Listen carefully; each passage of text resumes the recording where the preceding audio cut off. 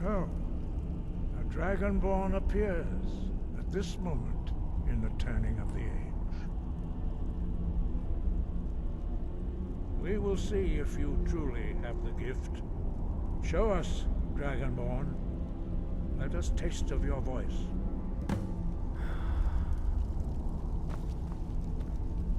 Huh? Boost! Pray, your shout, Dragonborn. It is you. Welcome to High Hrothgar. I am Master Arngir. I speak for the Greybeards. Now, tell me, Dragonborn, why have you come here?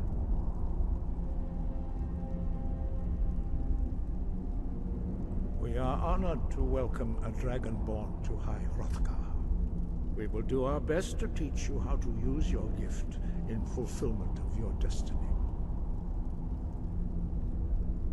That is for you to discover. We can show you the way, but not your destination. You have shown that you are Dragonborn. You have the inborn gift.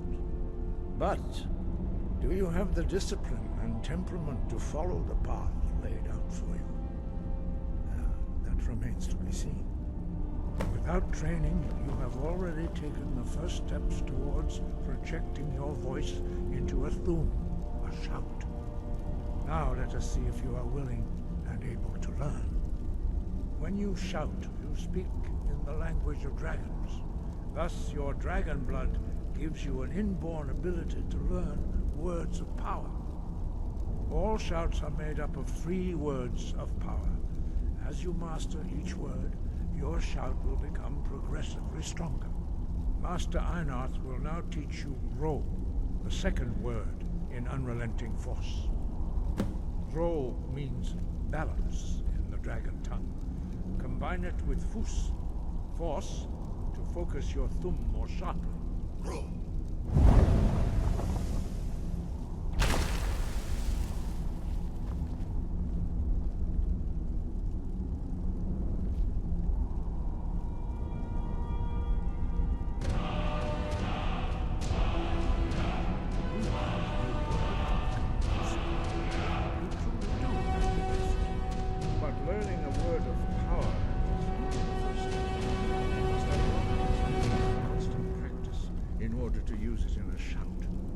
Well, that is how the rest of us learn shouts.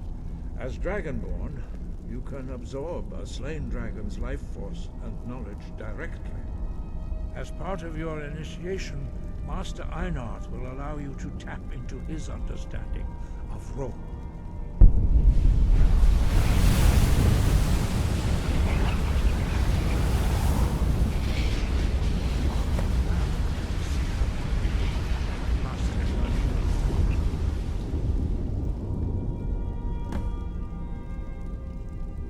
Your unrelenting force shout to strike the targets as they appear.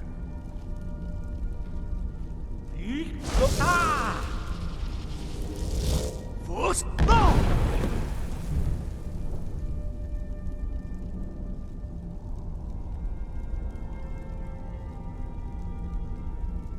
Well done. Again.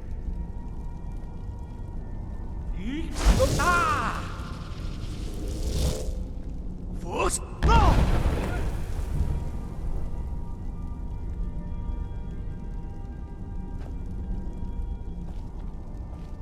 You learn quickly. Once more.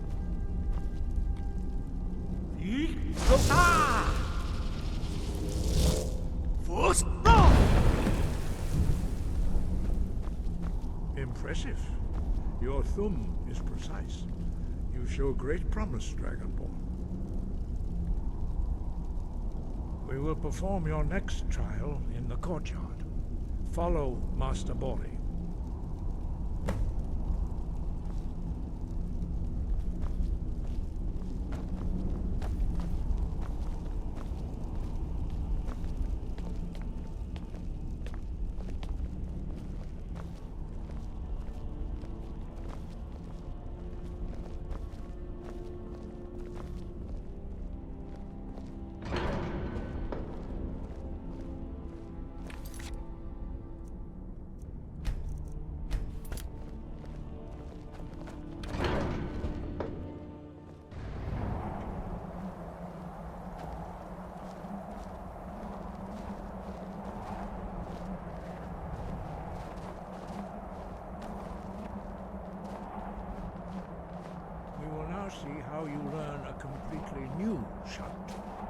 Master Bori will teach you Wold, which means whirlwind.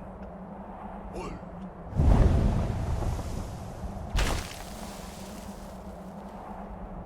You must hear the word within yourself before you can project it into a thum. Word of power learned. Whirlwind sprint.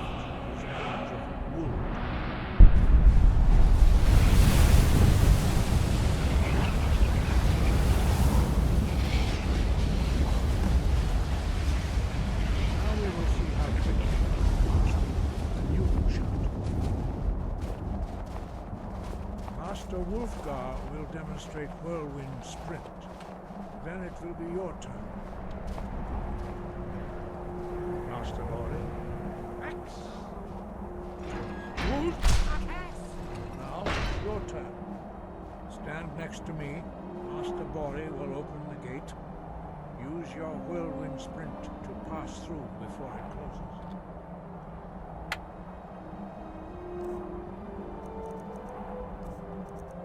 Okay, whirlwind sprint. The Thum rushes forward, carrying you in its wake with the speed of a tempest. Recharge 20. I've only learned one of 3 words, so we'll switch to that. Shout.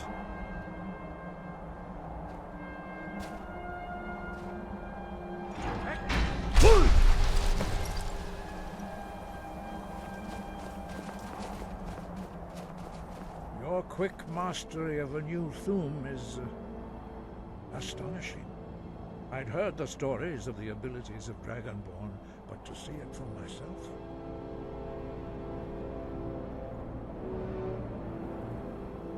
You are now ready for your last trial. Retrieve the Horn of Jurgen Windcaller, our founder, from his tomb in the ancient fane of Ustengrav. Remain true to the way of the voice, and you will return.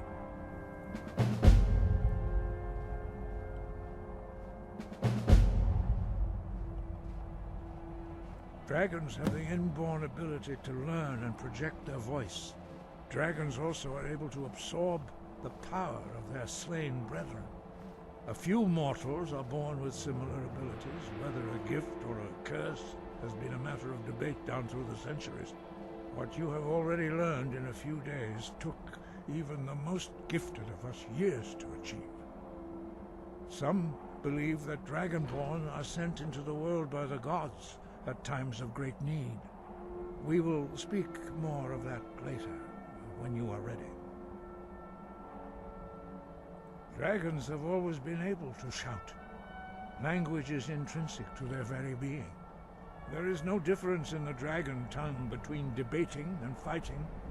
Shouting comes as naturally to a dragon as breathing or speaking. In mythic times, when mortal kind was in great need, the goddess Kinnereth granted us the ability to speak as dragons do. For most people, long years of training are required to learn even the simplest shout. But for you, the dragon speech is in your blood, and you learn it almost without effort.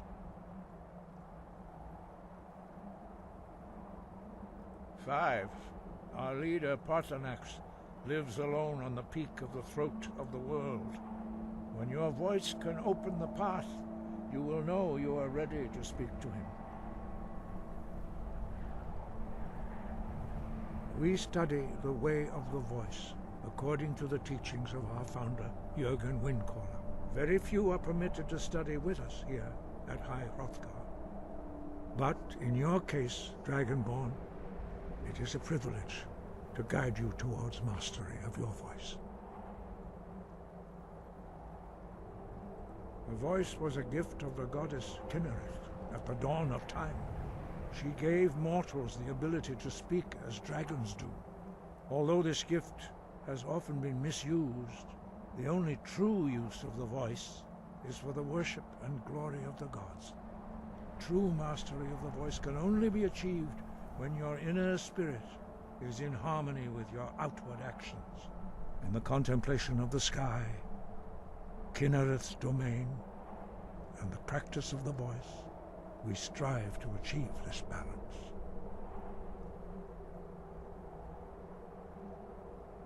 That is commendable.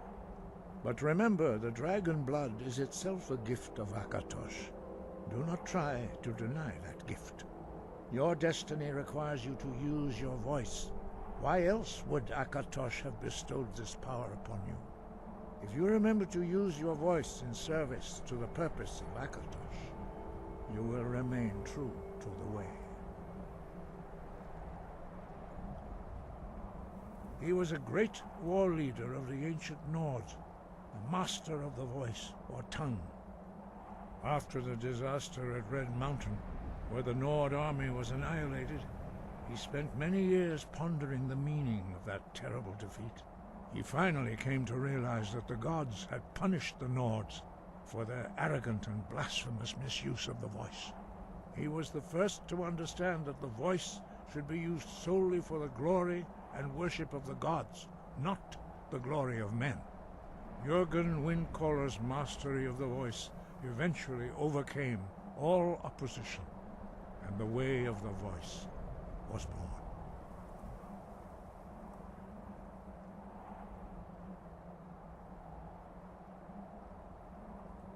No doubt, the appearance of a Dragonborn at this time is not an accident. Your destiny is surely bound up with the return of the dragons. You should focus on honing your voice, and soon your path will be made clear. Good. Then you will be ready for whatever lies ahead.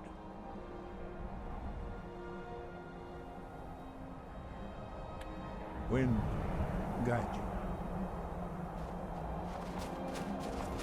Okay. We cannot go up there yet because I have to learn more shouts to reach Parthenax up at the summit. That'll be later.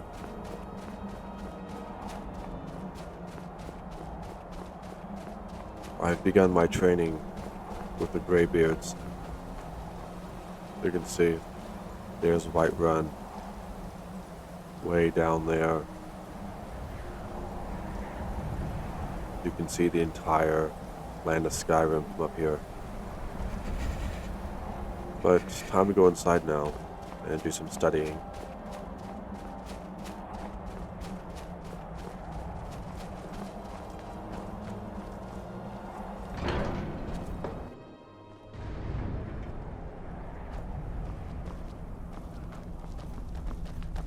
Just gonna do a little tour of High Hrothgar and see where everything is. There's the exit back down the mountain.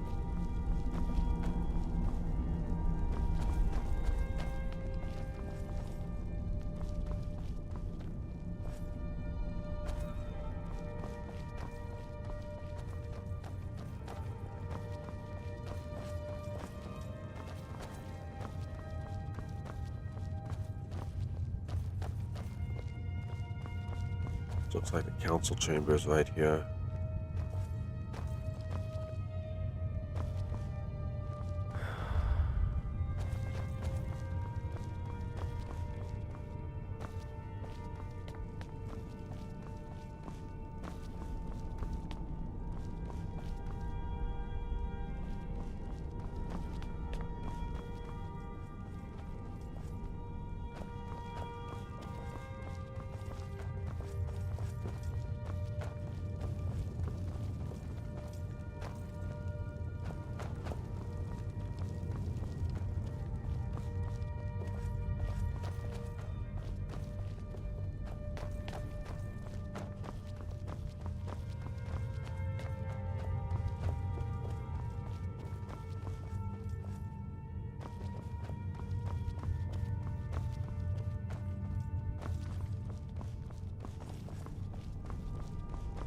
This looks like the bed chambers and the study. So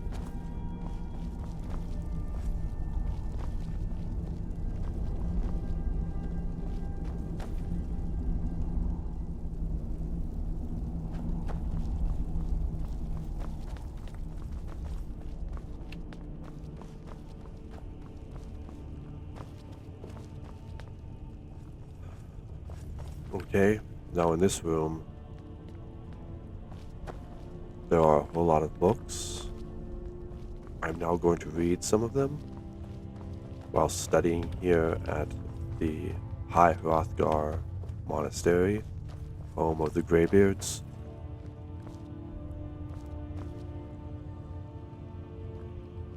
The first book will be A Short Life of Uriel Septim VII by Rufus Hain. 3E 368 to 389, Strategist and Conciliator. The early decades of Emperor Uriel's life were marked by aggressive expansion and consolidation of imperial influence throughout the empire, but especially in the east, in Morrowind and Blackmarsh, where the empire's power was limited. Imperial culture was weak, and native customs and traditions were strong and staunchly opposed to assimilation. During this period, Uriel greatly benefited from the arcane support and shrewd counsel of his close advisor, the imperial battle mage, Jaeger Thorn. The story of Uriel's marriage to the Princess Kala Varaya is a less happy tale. Though she was a beautiful and charming woman, and greatly loved and admired by the people, the Empress was a deeply unpleasant, arrogant, ambitious, grasping woman. She snared Uriel Septim with her feminine wiles, but Uriel Septim thereafter soon regretted his mistake, and was repelled by her. They heartily detested one another, and went out of their ways to hurt one another. Their children were the victims of this unhappy marriage. With his agile mind and vaunting ambition, Uriel soon outstripped his master in the balanced skills of threat and diplomacy. Uriel's success in co-opting House Lalu as an advanced guard of imperial culture and economic development in Morrowind is a noteworthy example. However, Uriel also grew in pride and self-assurance. Jaeger Thorn fed Uriel's pride, and hiding behind the mask of an outpaced former master counselor, Thorin purchased the complete trust that led finally to Uriel's betrayal and imprisonment in oblivion, and Thorin's secret usurpation of the imperial throne. 3E 389 to 399, Betrayed and Imprisoned. Little is known of Uriel's experience while trapped in oblivion. He says he remembers nothing but an endless sequence of waking and sleeping nightmares. He says he believed himself to be dreaming and had no notion of passage of time. Publicly, he long claimed to have no memory of the dreams and nightmares of his imprisonment, but from time to time, during the interviews with the Emperor that form the basis of this biography, he would relate details of nightmares he had, and would describe them as similar to the nightmares he had when he was imprisoned in oblivion. He seemed not so much unwilling as incapable of describing the experience, but it is clear that the experience changed him. In 3E 389, he was a young man, full of pride, energy, and ambition. During the Restoration, after his rescue and return to the throne, he was an old man, brave, patient, and cautious. He also became conservative and pessimistic, where the policies of his early life were markedly bold, even rash. Uriel accounts for this change as a reaction to and revulsion for the early teachings and counsel of Jaeger Thorn. However, Uriel's exile in oblivion also clearly drained and wasted him in body and spirit, though his mind retained the shrewd cunning and flexibility of his youth. The story of Thorin's magical impersonation of the Emperor, the unmasking of Thorin's imposture by Queen Berenziah, and the roles played by King Idhrair, Rhea Silmaine and her champion in assembling the Staff of Chaos, defeating the renegade Imperial battle mage Jaeger Thorn, and restoring Uriel to the throne, is treated at length in Stern Gamboge's excellent 3-volume biography of Berenziah. There is no reason to recount the narrative here. Summarized briefly, Jaeger Thorns' neglect and mismanagement of imperial affairs resulted in a steady decline in the empire's economic prosperity, allowed many petty lords and kings to challenge the authority of the empire, and permitted strong local rulers in the east and the west to indulge in open warfare over lands and sovereign rights. 3E 399 to 415, Restoration, the Miracle of Peace, and Vardenfell. During the Restoration, Uriel Septim turned from the aggressive campaign of military intimidation and diplomatic accommodation of his earlier years and relied instead on clandestine manipulation of affairs behind the scenes, primarily through the agencies of the various branches of the Blades. A complete assessment of the methods and objectives of this period must wait until after the Emperor's death, when the voluminous diaries archived at his country estate may be opened to the public, and when the Blades no longer need to maintain secrecy to protect the identities of its agents. Two signal achievements of this period point to the efficacy of Uriel's subtle policies. The Miracle of Peace, also popularly known as the Warp in the West, that transformed the Iliac Bay region from a ruling assortment of warring petty kingdoms into the well-ordered and peaceful modern counties of Hammerfell, Sentinel, Wayrest, and Orsinium, and the colonization of Vardenfell, presided over by the skillful machinations of King Helseth of Morrowind and Lady Baronzaya, the Queen Mother, who brought Morrowind more closely into the sphere of imperial influence. 3E 415 to 430, the Golden Peace, King Helseth's court, only and the 9 in the east following the Miracle of Peace, best described in Per Peterson's Daggerfall, A Modern History. The empire entered a period of peace and prosperity, comparable to the early years of Uriel's reign, with the imperial heartland and west solidly integrated into the empire. Uriel was able to turn his full attention to the east, to Morrowind. Exploiting conflicts at the heart of Morrowind's monolithic tribunal religion and the long-established Great House system of government, and taking advantage of the terrible threat that the corrupted divine beings at the heart of the tribunal religion presented to the growing colonies on Vardenfell, Uriel worked through shadowy agents of the Blades and through the court of King Helseth in Mournhold to shift the center of political power in Morrowind from the Great House councils to Helseth's court, and took advantage of the collapse of the Orthodox tribunal cults to establish the 9 divines as the dominant faith in Hlalu and Vardenfell districts. Hasvat Anabolus's treatment of the establishment of the 9 in the East in his 4-volume Life and Times of the Nerivarine is comprehensive. However, he fails to resolve the central mystery of this period. How much did Uriel know about the prophecies of the Nerivarine, and how did he learn of their significance? The definitive resolution of this and other mysteries must await the future release of the Emperor's private papers, or a relenting of the Blades' strict policies of secrecy concerning the agents. Okay, that was the reading of Uriel Septim's the 7th biography. We'll go to another book and read that.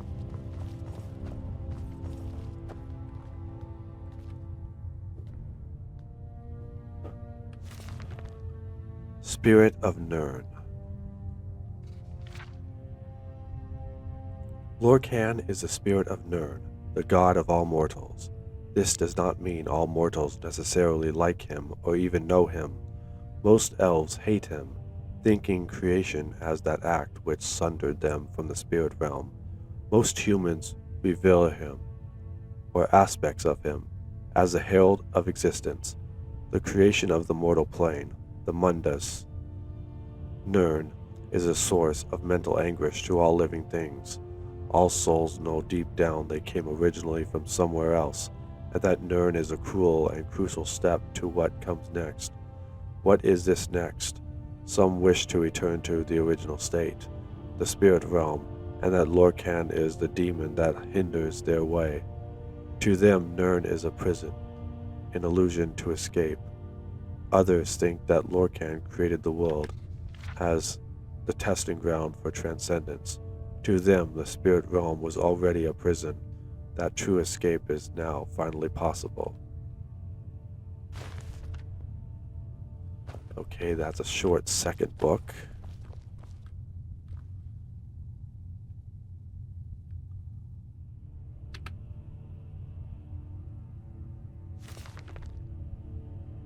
The Alduin Akatosh Dictonomy, Book 7 of 2920, The Last Year of the First Era, by Alexandre Simon, High Priest of the Akatosh Santry, Way West. As High Priest of the Akatosh Santry, I have dedicated my life to the service of the Great Dragon, he who was first at the beginning, he who is greatest and most powerful of all the divines, he who is the very embodiment of infinity. I am, quite obviously, a man of deep and unwavering faith, but not blind faith, for I am also a man of scholarly endeavors, and have always valued education and the pursuit of truth in all its forms, and so I have had the honor and privilege of making it my life's work to discover the truth about Akatosh in all of our beloved divines' incantations throughout the civilized world, and I refer not only to the Empire, but to every nation on Great Nirn that has embraced the virtues of learning and letters. The Great Dragon is worshipped. Usually the highest of divines is referred to as Akatosh, but what some may not be aware of is that he is occasionally referred to by two other names as well. The Aldmer refer to Akatosh as Ariel. The Nords call him Alduin. These names come up repeatedly in certain ancient texts, and in each one it is clear that the deity in question is none other than he whom we call Akatosh. Yet there are those who believe, even in this enlightened age, that this is not so, that the regional interpretations of Akatosh are not interpretations of Akatosh at all. Rather, they are references to altogether different deities, deities who may or may not share the same aspects or be the great dragon at all. Many Altmer of Somerset Isle worship Ariel, who is the soul of Anuiel, who is the soul of Anu the Everything. But if you ask the High Elves themselves, as I did when I traveled to Somerset Isle to continue my research, the majority will concede that Ariel is but Akatosh with a different name, colored by their own cultural beliefs. So maybe it comes as no surprise that the real theological dissension lies in Skyrim among the Nord people, renowned as much for their stubbornness as they are for their hardiness and prowess on the fields of valor. When I journeyed to the Stark White province, I was surprised to find a people whose views on Akatosh are almost diametrically opposed to those of the Altmer. The majority of Nord people seem to believe that their Alduin of legend is not Akatosh, but another deity entirely. A great dragon, yes, but not the great dragon. Determined to get to the heart of this matter, I consulted with several Nords. Chief among them an old and respected clan chief by the name of Bjorn, much bloodied, and what surprised me most about those I talked to was not that they believed in Alduin instead of Akatosh, but that they recognized Alduin in addition to Akatosh. In fact, most children of Skyrim seem to view Akatosh in much the same way I do. He is, in fact, the great dragon, first among the divines, perseverance personified, and, more than anything, a force of supreme good in the world. Alduin, they claim, is something altogether different. Whether or not he is actually a deity remains in question, but the Alduin of Nord folklore is in fact a dragon, but one so ancient and so powerful he was dubbed the World Eater, and some accounts have even him devouring the souls of the dead to maintain his own power. Other stories revolve around Alduin acting as some sort of dragon king, uniting the other dragons in a war against mankind. until he was eventually defeated at the hands of one or more brave heroes. It is hard to deny that such legends are compelling, but as both high priest and scholar I am forced to ask that most important of questions: where is the evidence? The Nords of Skyrim place a high value on their oral traditions, but such is the core of their unreliability. A rumor passed around the Waywest Market Square could change so dramatically in the course of a few simple hours that by the end of the day, one might believe half the city's residents were involved in any number of scandalous activities. How then is an educated, enlightened person possibly supposed to believe a legend that has been passed down, by word of mouth only, for hundreds or even thousands of years? The answer to such a question is simple: he cannot. And so, it is my conclusion that the Alduin of Nord legend is in fact mighty Akatosh, whose story grew twisted and deformed through centuries of retelling and embellishment, through no real fault of their own. The primitive peoples of Skyrim failed to understand the goodness and greatness of the great dragon, and it was this lack of understanding that formed the basis of what became, ironically, their most impressive creative achievement: Alduin, the World Eater, phantom of bedtime stories, and justification of ancient, if imagined, deeds. Okay. The next one is The Oblivion Crisis by Praxis Socorum, Imperial Historian. At the turning of the Fourth Age, in the year 3E 433, the Emperor Uriel Septim VII was assassinated and the Amulet of Kings was destroyed. This set in motion a chain of events that would bring down an empire and change forever the relationship between man and the gods. The assassins first attacked the Emperor in the White Gold Tower. While the Blades held them back, the Emperor made his way down to the dungeons, to a secret escape route built into one of the prison cells. For reasons known only to himself, the Emperor pardoned the fortunate prisoner in that cell. Some say the prisoner reminded him of a childhood friend. Others say it was a moment of prophecy. Whatever the case, the prisoner came to play a fateful role in the history of the Empire and Tamriel, surely a sign that the gods themselves were at work. The pursuing assassins killed the Blade's bodyguards in a relentless series of sneak attacks. Eventually, they struck down the Emperor himself. Before he fell, Uriel Septim VII gave the Amulet of Kings to the prisoner, who somehow made it out of the Imperial sewers and into the light of day. The assassination is now known to have been the work of a group of Daedric cultists known as the Mythic Dawn. Those who still suspect the Dark Brotherhood should consider two facts. First, they would have only needed a single assassin, not a small army of them.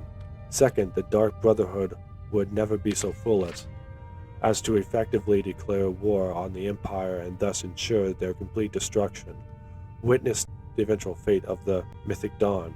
The Amulet of Kings next surfaced at Whiterun Priory near Corel.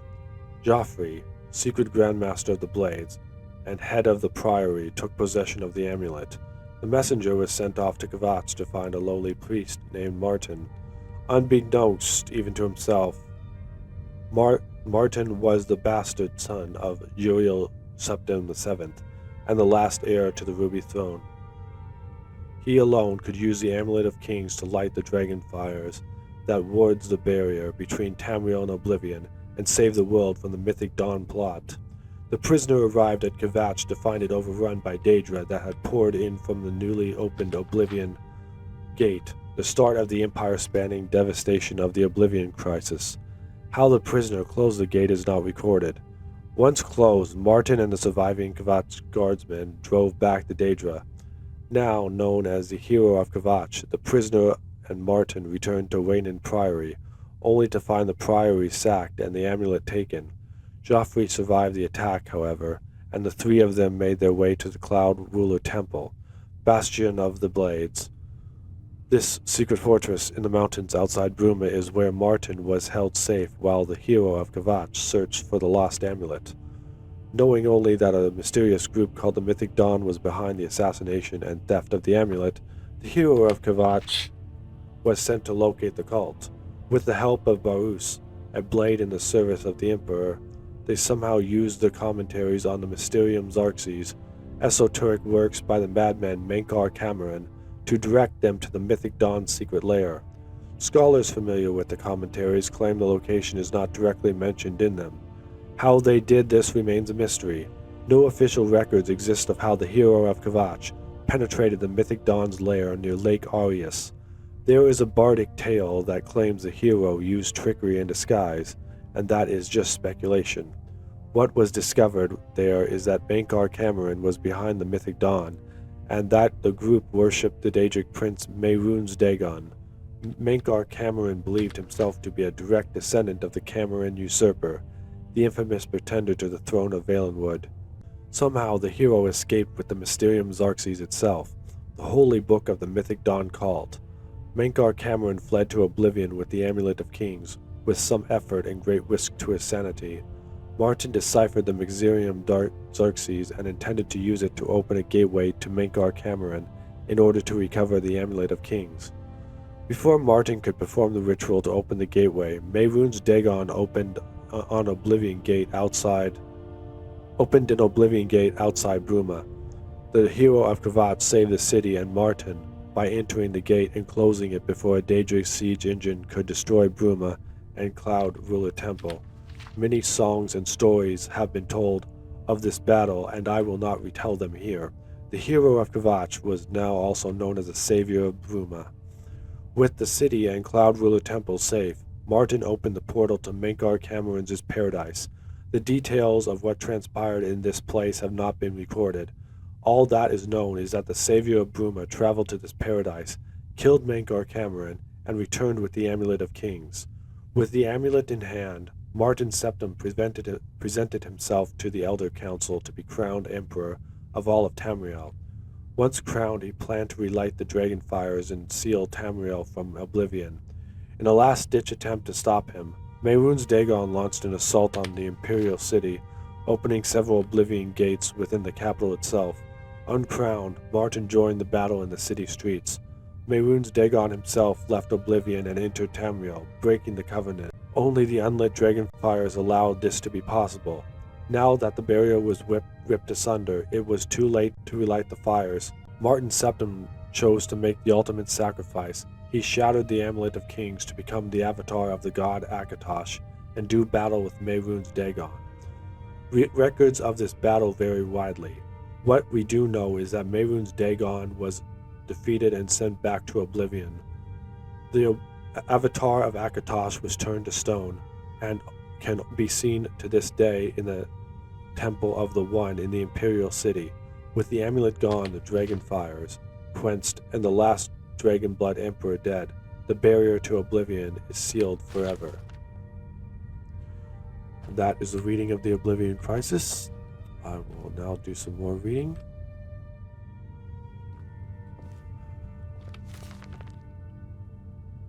Remanada. Chapter 1. Syncretor and the Birth of Reman. And in those days the empire of the Cyrodiils was dead, save in memory only, for through war and slug, famine, and iniquitous rulers, the west split from the east, and Colovia's estrangement lasted some 400 of years. And the earth was sick with this sundering. Once worthy western kings of Anvil and Sarkal, of Falkreath and Deladil, became through pride and habit as like thief barons and forgot covenant.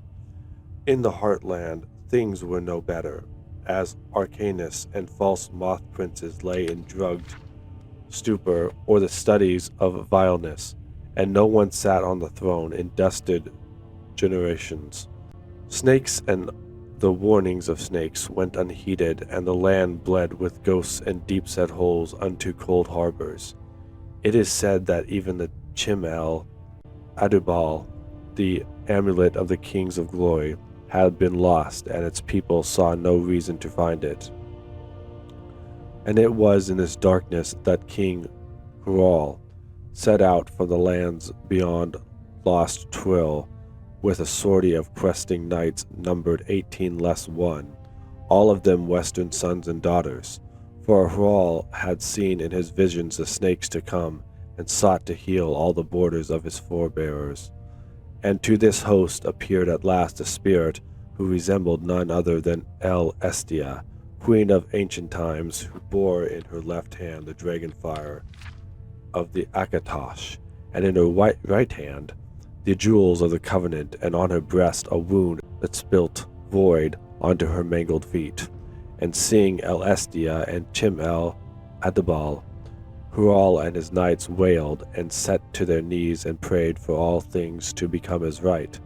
Unto them the spirit said, I am the healer of all men and the mother of dragons, but as you have run so many times from me, so shall I run until you learn my pain, which renders you and all this land dead. And the spirit fled from them, and they split among hills and forests to find her, all grieving that they had become a villainous people.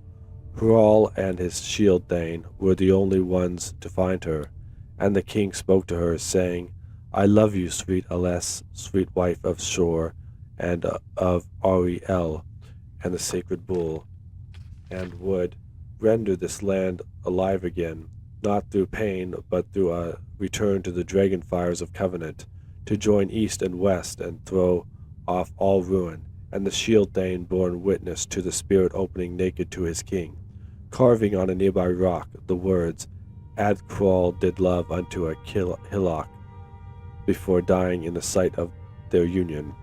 When the 15 other knights found King Hrothgar, they saw him dead after his labors against a mound of mud, and they parted each in their way, and some went mad, and the two that returned to their homeland beyond Trill would say nothing of Hrothgar, and acted ashamed for him. But after 9 months that mound of mud became as a small mountain, and there were whispers among the shepherds and bulls. A small community of believers gathered around that growing hill during the days of its first churning, and they were the first to name it the Golden Hill, Sankrator, and it was a shepherdess, Sedvena, who dared climb the hill when she heard his first cry, and at its peak she saw what it had yielded, an infant she named Reman, which is light of man. And in the child's forehead was a Chim El Adabal, alive with the dragon fires of yore and divine promise, and none dared obstruct, said Yenna, when she climbed the steps of white gold tower to place the babe Reman on his throne, where he spoke as an adult, saying, I am Cyrodiilic come. Chapter 2. The Chevalier Renaud, Blade of the Pig. And in the days of Interregnum, the Chim El Adabal was lost again amid the petty wars of God and heathen kings. West and East knew no union then, and all the lands outside of them saw Cyrodiil as a nest of snakes men and snakes. And for 4 more hundreds of years did the seat of Reman stay sundered, with only the machinations of a group of loyal knights keeping all its borders from throwing wide. These loyal knights did go by no name then, but were known by their eastern swords and painted eyes, and it was whispered that they were descended from the bodyguard of old Reman. One of their number, called the Chevalier Renaud, discovered the prowess of Cubalcane and then supported him towards the throne. Only later would it be revealed that Renaud did this thing to come closer to Talos and on Stormcrown. The glorious yet Emperor Tiber Septim only later still that he was under instruction by a pig. Long Glory was wife to all the knights of the Dragon Banner, who knew no other and were brothers before beyond many seas, and now were brothers under the law, named the Blade Surrender of Pale Pass. And having vampire blood, these brother knights lived for ages through and past Reman, and then kept guard over his ward.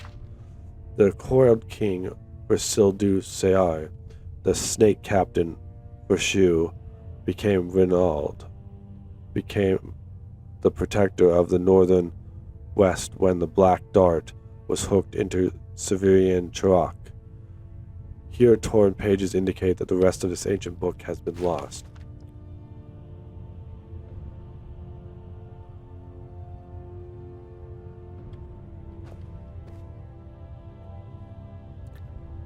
The Wisp Mother. The Wisp Mother, Two Theories, by Matthias Etienne. Among the folk tales from the northern reaches of Skyrim, few subjects are as popular as the Wisp Mother, ghostly women who lure unsuspecting travelers to their doom, steal children, and takes vengeance on those who wronged them in life. Similar tales exist throughout Tamriel, the Melusine of Strass Cay, who lure ships to wreck on jagged shoals, then consume the souls of those aboard, the Serpentine Chalice of Blackmarsh, the Amronal of Valenwood. But unlike these mythic creatures, most scholars concede that Wisp Mothers actually exist. Though rare, credible reports of their sightings are simply too frequent to be ignored. Herein a synopsis of what can be gleaned from provincial legends and the dominant theories on what they may actually be. Wisp Mothers. Most tales agree on only a few basic facts about Wisp Mothers. They are always female. They take the form of human, some say elven, spirits, wreathed in mist and decaying rags. They have an affinity for frost magic, rarely appearing in the most temperate climes. But beyond that, the tales differ widely. Some say they are ghosts, waiting to be laid to rest. Others, that they are all that remains of the Snow Elves, who once ruled Skyrim. Some say they are native to Hjalmarch, or the North more generally, but other tales mention them in forgotten places, on mountaintops as far away as the Jurals.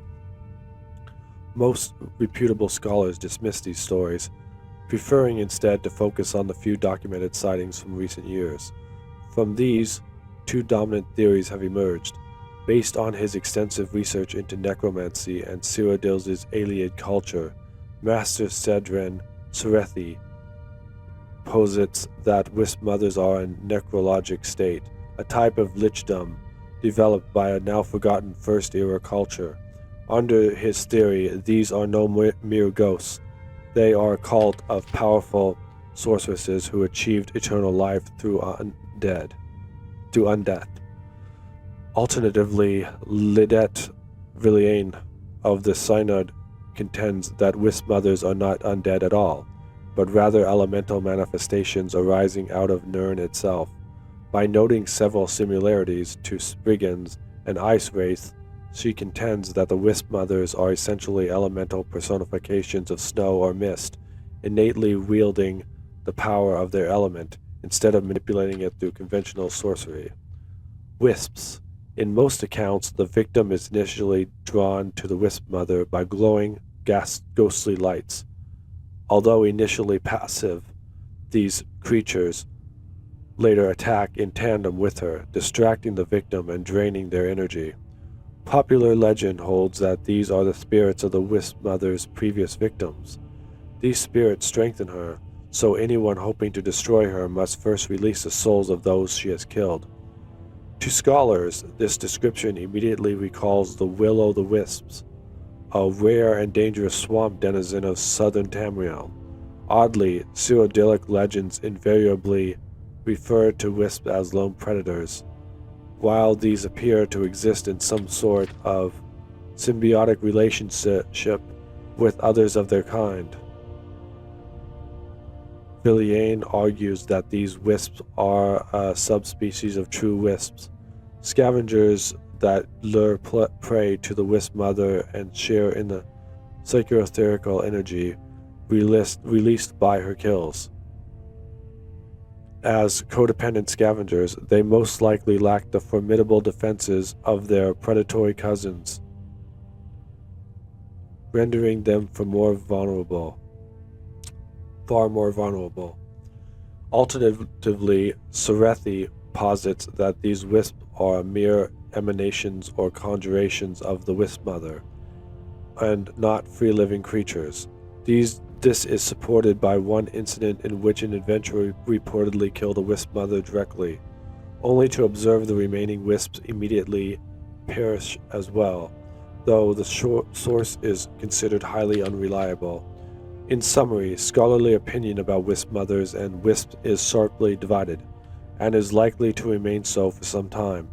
But all sources agree on one crucial point. These are highly dangerous foes and should be avoided at all costs.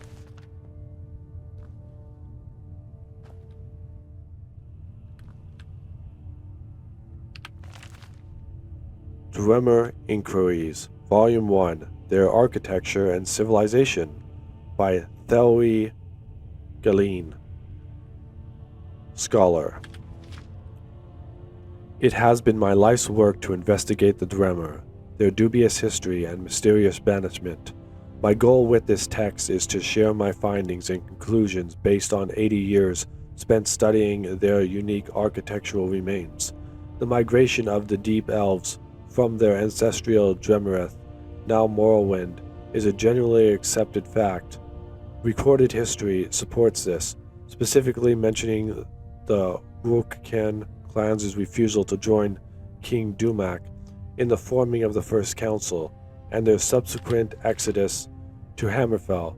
The architectural premise is also sound, as the building habits of the dwarves adapted and changed, albeit slowly and in subtle ways, over time and land. I propose that some of these differences are stylistic as well as practical. Traditional viewpoints suggest that the Vardenfell Dwemer were the most prolific of their kind. Based on my excavations throughout Skyrim, Morrowind, and High Rock, I am not sure that this is the case. While Vardenfell is almost cluttered with dwarven ruins poking through the surface of the landscape, the construction of those ruins is fundamentally different from the majority of what I've observed elsewhere. Further, as we delve into Vardenfell ruins, we notice that their internal structure is quite different. While major civic and operational chambers are found near the surface in the Vardenfell ruin, that is not typically the case on the mainland. Minor passageways and storehouse rooms are near the surface, but more important locations don't occur until we explore much deeper. Because such major locations are well hidden in Dwemer ruins outside of Morrowind, many scholars believe they were in fact not present in ruins outside that province. This premature conclusion led some to believe such sites to be mere outposts. My research has shown that this is not to be the case. There are a few theories that may explain this difference. Perhaps clan architects simply had their own styles and preferences when it came to civic planning. This seems only somewhat likely, as dwarven techniques were based on empirical study. There was likely little room for creative interpretation when it came to building technique.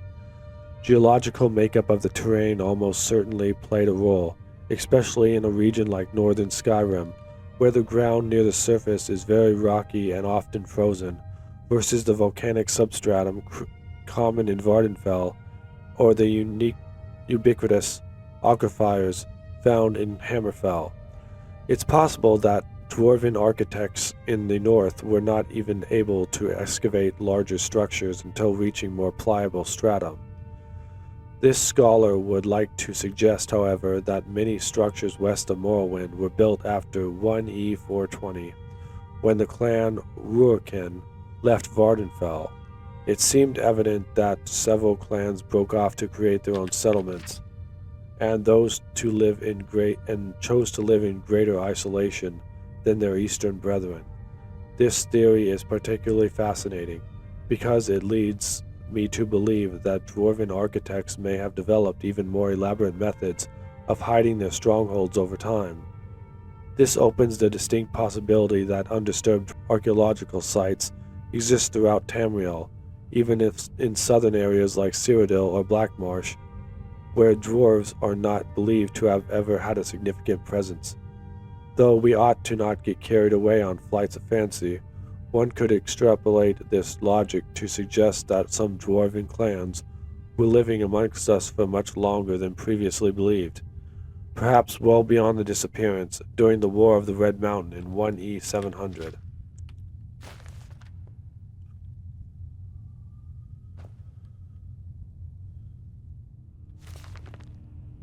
Dwemer Inquiries, Volume 2, Their Architecture and Civilization by Thelvi Galeen, scholar. The limited written record supports the perception of the Deep Elves as culturally revering the pursuits of logic and science. This stands in stark contrast to the belief system of most other Mer cultures. When we imagine a society structured around such a central ideology, it seems reasonable that prolific scholars, especially in fields such as mathematics, metallurgy, or architecture, would be elevated to social status like that of clergy in a more mystically inclined culture.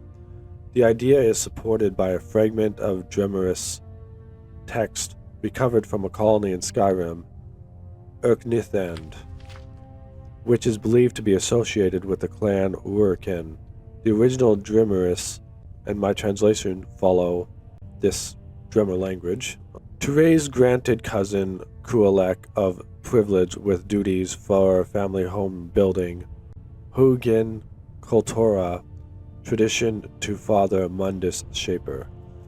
Some scholars interpret this as evidence of Dremor worship of Mundus, but I do not agree. My translation of this passage suggests that a respected Dremor by the name of Kualik was promoted to a civic position, probably tonal architect. The latter half of the fragment suggests that Kualek's position requires him to build in a specific style. The term Huogen Kultura has thus far eluded me, but I believe it may be the name of such a style. It's possible there were several styles differing in their construction principles and typical structures. One earmark of what I believe was the prevalent Dremor style among northern clans was a feature I call the deep venue. Deep venues are often characterized as being made up of one or more expansive natural caverns in which several other structures will occur. Structures within the venue may be carved from the stone itself, or freely erected upon the cavern floor. The largest and most impressive venues, such as that found in Thardami, may even feature roads wide enough for 10 large men to walk shoulder meets shoulder along it. Arcanex are typically smaller structures. Very few have been properly studied before disruption by grave robbers or greedy adventurers, but those few undisturbed sites have contained a surprising collection of magical objects, such as soul gems, alchemical concoctions, and magical texts. Some scholars take these as evidence that the Dremor did in fact dabble in the magical arts, based on what we know of their culture, as well as the fact that most arcanex are minor structures compared to other common fixtures. I would suggest that these were centers of study and nothing more.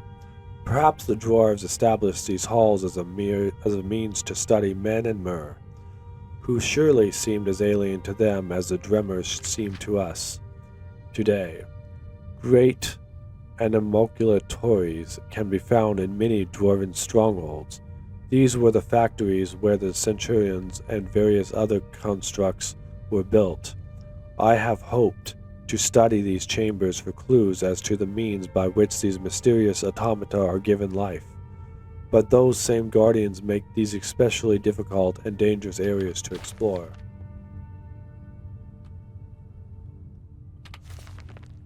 Dremor Inquiries, Volume 3, Their Architecture and Civilization by Thelvi Galeen, scholar.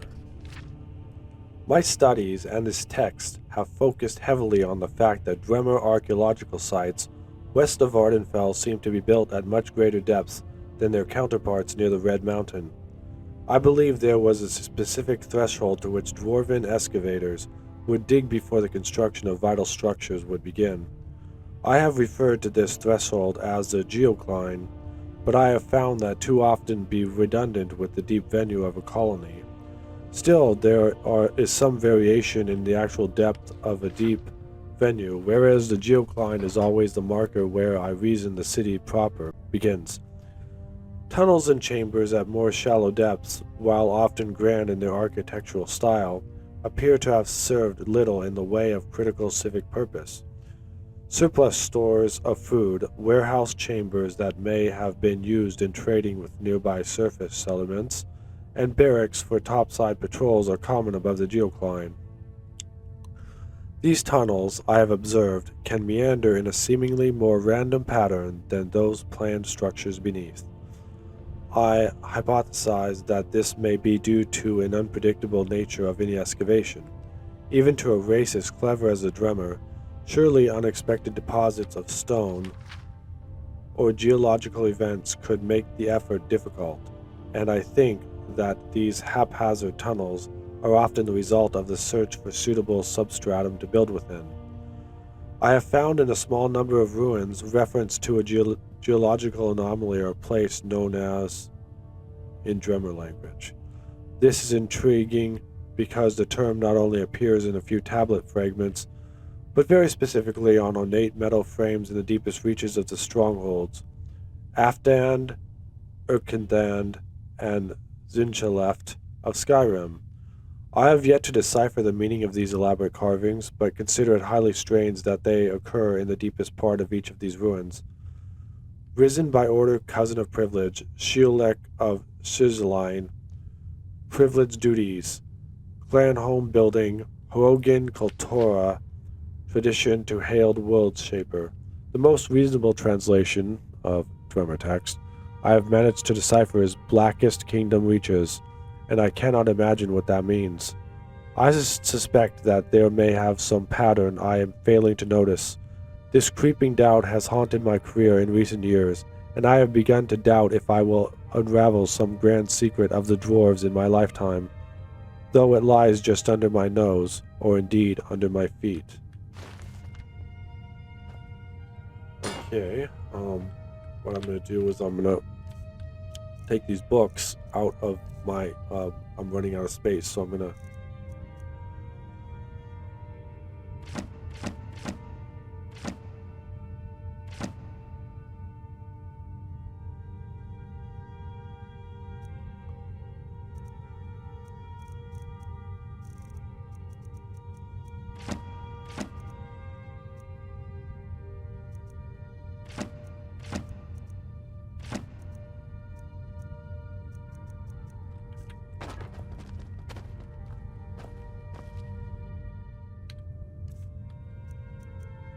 and I got one scroll of hysteria. I'm going to learn Oak Flesh and Sparks. So I've learned 2 new spells, which is Oak Flesh, which is a strength thing, and also Sparks. So now I have Sparks Destruction spell. Let me read the Book of the Dragonborn. The Book of the Dragonborn by Prior Emmeline Madrine, Order of Talos, Wynan Priory, year 360 of the Third Era, 21st of the reign of His Majesty Pelagius IV. Many people have heard the term Dragonborn. We are, of course, ruled by the Dragonborn emperors, but the true meaning of the term is not commonly understood. For those of us in the Order of Talos, this is a subject near and dear to our hearts, and in this book I will attempt to illuminate the history and significance of those known as Dragonborn, down through the ages. Most scholars agree that the term was first used in connection with the Covenant of Akatosh, when the blessed Saint Alicia was given the Amulet of Kings, and the dragon fires in the Temple of the One were first lit. Akatosh, looking with pity upon the plight of men, drew precious blood from his own heart, and blessed Saint Alicia with this blood of dragons, and made a covenant that so long as Alicia's generations were true to the dragon blood, Akatosh would endeavor to seal tight the gates of oblivion, and to deny the armies of Daedra and undead to their enemies, the Daedra-loving Eliads. Those blessed by Akatosh with the dragon blood became known more simply as Dragonborn. The connection with the rulers of the Empire was thus there from the beginning. Only those with the dragon blood were able to wear the Amulet of Kings and light the dragon fires. All the legitimate rulers of the Empire have been Dragonborn. The emperors and empresses of the First Cyrodiilic Empire founded by Alicia, Riemann Cyrodiil and his heirs, and of course Tiber Septim and his heirs, down to our current emperor, His Majesty Pelagius Septim IV. Because of this connection with the emperors, however, the other significance of the Dragonborn has been obscured and largely forgotten by all but scholars and those of us dedicated to the service of the Blessed Talos. Who was Tiber Septim? Very few realize that being Dragonborn is not a simple matter of heredity. Being the Blessed of Akatos himself, it is beyond our understanding exactly how and why it is bestowed. Those who became emperor and light the dragon fires are surely Dragonborn. The proof is in the wearing of the amulet and the lighting of the fires. But were they Dragonborn and thus able to do these things, or was the doing the sign of the blessing of Akatos descending upon them? All that we can say is that it is both, and neither, a divine mystery. The line of Septims have all been Dragonborn, of course, which is one reason the simplistic notion of it being hereditary has become so commonplace. But we know for certain that the early Cyrodiilic rulers were not all related. There is also no evidence that Riemann Cyrodiil was descended from Alesia, although there are many legends that would make it so, most of them dating from the time of Riemann and likely attempts to legitimize his rule. We know that the Blades, usually thought of as the Emperor's bodyguards, originated in Akaviri crusaders who invaded Tamriel for obscure reasons in the late First Era. They appear to have been searching for a Dragonborn. The events at Pale Pass bear this out, and the Akaviri were the first to proclaim Riemann Cyrodiil as Dragonborn. In fact, it was the Akaviri who did the most to promote his standing as emperor. Although Riemann himself never took that title in his lifetime. And of course there is no known hereditary connection between Tiber Septim and any of the previous Dragonborn rulers of Tamriel. Whether there can be more than one Dragonborn at any time is another mystery. The emperors have done their best to dismiss this notion, but of course the imperial succession itself means that at the very least, there are two or more potential Dragonborn at any time. The current ruler and his or her heirs. The history of the Blades also hints at this, although little is known of their activities during the interregnum between Riemann's empire and the rise of Tiber Septim. Many believe that the Blades continued to search out and guard those they believed were, or might be, Dragonborn during this time. Lastly, we come to the question of the true meaning of being Dragonborn. The connection with dragons is so obvious that it has almost been forgotten. In these days, when dragons are a distant memory, we forget that in the early days being Dragonborn meant having the dragon blood. Some scholars believe that was meant quite literally, although the exact significance is not known. The Nords tell tales of Dragonborn heroes who were great dragon slayers, able to steal the power of the dragons they killed. Indeed, it is well known that the Akaviri sought out and killed many dragons during their invasion, and there is some evidence that this continued after they became Riemann Cyrodiil's Dragon Guard. Again, the connection to dragons, the direct predecessor to the Blades of today. I leave you with what is known as the prophecy of the Dragonborn. It often said to originate in an elder scroll, though it is sometimes also attributed to the ancient Akaviri. Many have attempted to decipher it, and many have also believed that its omens have been fulfilled, and that the advent of the last Dragonborn was at hand. I make no claims as an interpreter of prophecy, but it does suggest that the true significance of Akatos's gift to mortal kind has yet to be fully understood. When misrule takes its place at the 8 corners of the world, when the brass tower walks and time is reshaped, when the thrice-blessed fail and the red tower trembles, when the Dragonborn ruler loses his throne and the white tower falls, when the snow tower lies sundered, kingless and bleeding, the World Eater wakes and the wheel turns upon the last Dragonborn. And that is the book of the Dragonborn that we got.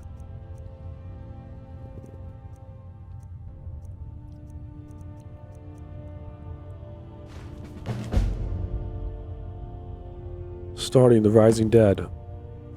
This is a note that I got a little while ago, that I haven't read yet, I don't think. Someone, please help. A group of necromancers are experimenting with conjuring zombies using ancient, dangerous magic, which I fear will have unintended and irreversible consequences. I was expelled from their studies as their ambitions grew into folly against my warnings.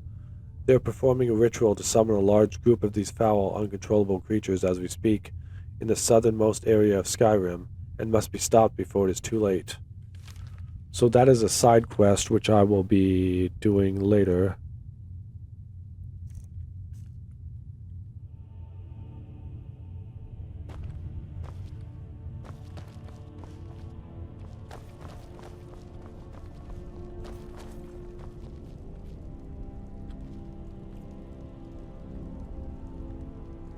How about this book? Aedra and Daedra. The designations of gods, demons, Aedra, and Daedra are universally confusing to the layman. They are often used interchangeably. Aedra and Daedra are not relative terms.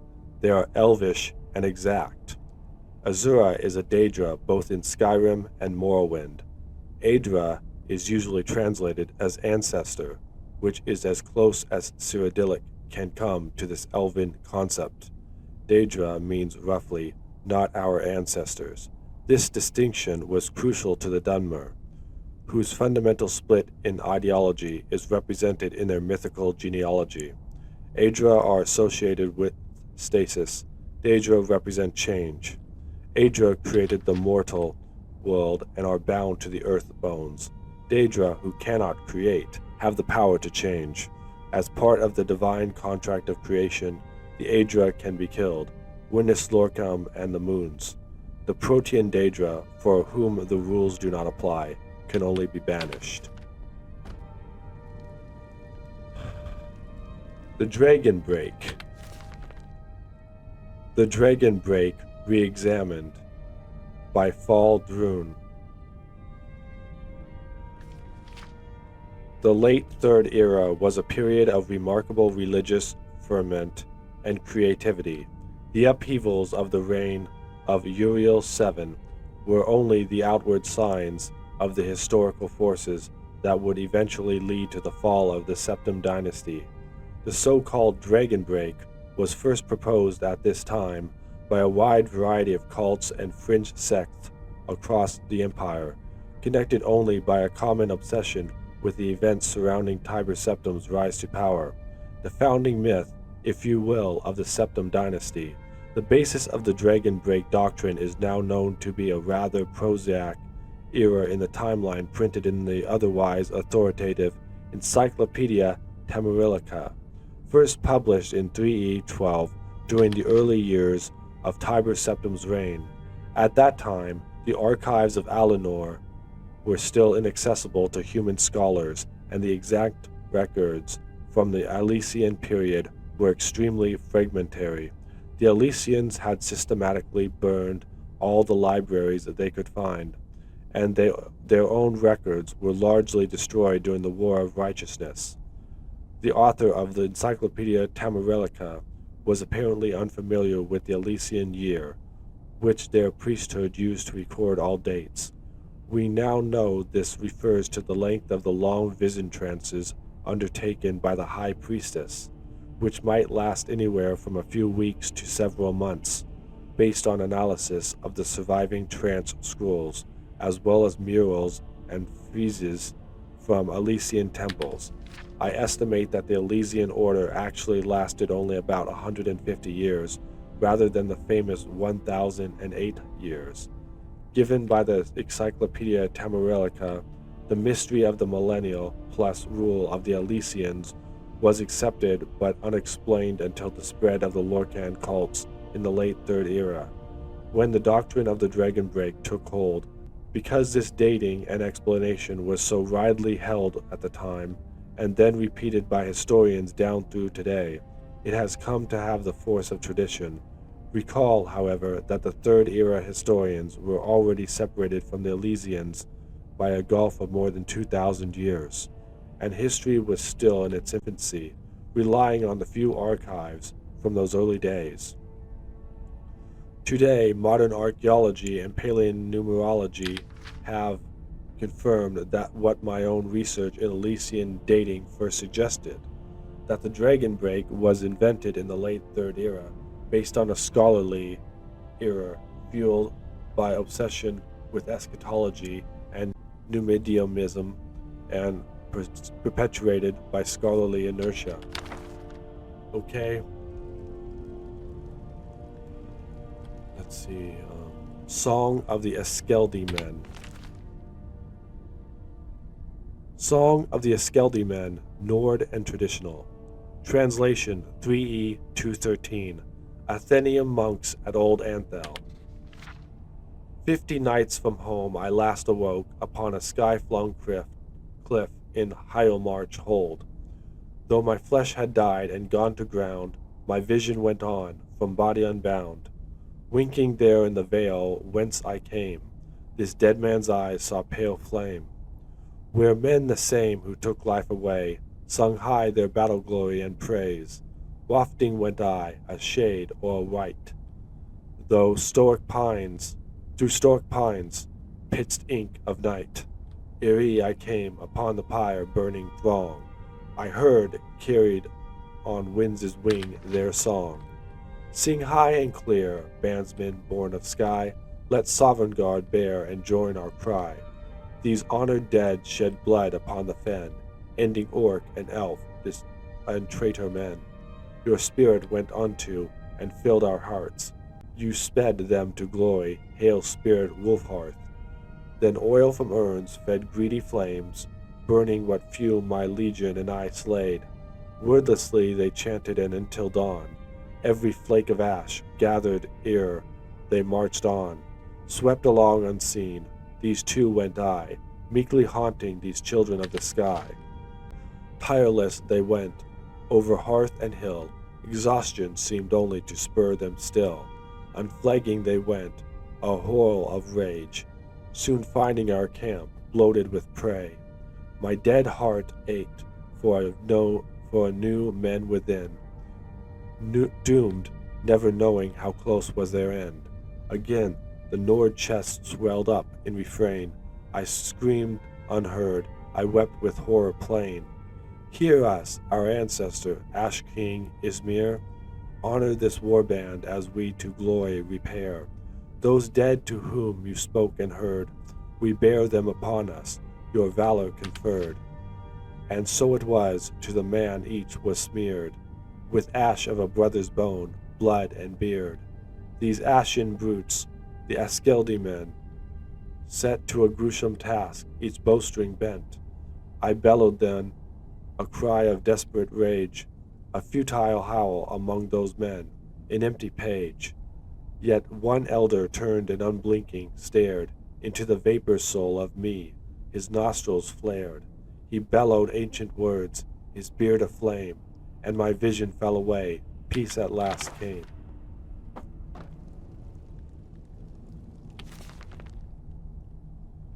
Frontier, Conquest, and Accommodation, a Social History of Cyrodiil, from the University of Grillum Press, 3E 344. Historians often portray the human settlement of Tamriel as a straightforward process of military expansion of the Nords of Skyrim. In fact, human settlers occupied nearly every corner of Tamriel before Skyrim was ever even founded. These so-called Nidic peoples include the Proto-Cyrodiilians, the ancestors of the Bretons, the Aboriginals of Hammerfell, and perhaps a now-vanished human population of Morrowind. Strictly speaking, the Nords are simply another of these Nidic peoples, the only one that failed to find the method of peaceful accommodation with the elves who already occupied Tamriel. Vizgamor was certainly not the first human settler in Tamriel. In fact, in fleeing civil war in Atmora, as the Song of Return states, Vizgamor was following a long tradition of migration from Atmora. Tamriel had served as a safety valve for Atmora for centuries before Vizgamor's arrival. Malcontents, dissidents, rebels, landless younger sons all made the difficult crossing from Atmora to the new world of Tamriel. New archaeological excavations date the earliest human settlements in Hammerfell, High Rock, and Cyrodiil at ME 800 to 1000, centuries earlier than Visgamor, even assuming that the 12 Nord kings prior to Harold were actual historical figures. The Nedic peoples were a minority in a land of elves, and had no choice but to live peacefully with the elder race. In High Rock, Hammerfell, Cyrodiil, and possibly Morrowind, they did just that, and the Nedic peoples flourished and expanded over the last centuries of the Merethic era. Only in Skyrim did this accommodation break down, eventually recorded in the Song of Return. Perhaps, being close to reinforcements from Admor, the Proto-Nords did not feel it necessary to submit to the authority of the Skyrim elves. Indeed, the early Nord chronicles note that under King Harold, the first historical Nord ruler, 1E 113 to 221, the Atmoran mercenaries returned to their homeland, following the consolidation of Skyrim as a centralized kingdom. Whatever the case, the pattern was set. In Skyrim, expansion would proceed militarily, with human settlement followed the frontier of conquest, and the line between human territory and elven territory was relatively clear. But beyond this zone of conflict, the other Nedic peoples continued to merge with their elven neighbors. When the Nordic armies of the First Empire finally entered High Rock and Cyrodiil, they found Bretons and Proto-Cyrodiils already living there among the elves. Indeed, the Nords found it difficult to distinguish between elf and Breton. The two races had already intermingled to such a degree. The arrival of the Nord armies upset the balance of power between the Nedic peoples and the elves, although the Nords' expansion into High Rock and Cyrodiil was relatively brief, less than 2 centuries. The result was decisive. From then on, power in those regions shifted from the elves to the humans.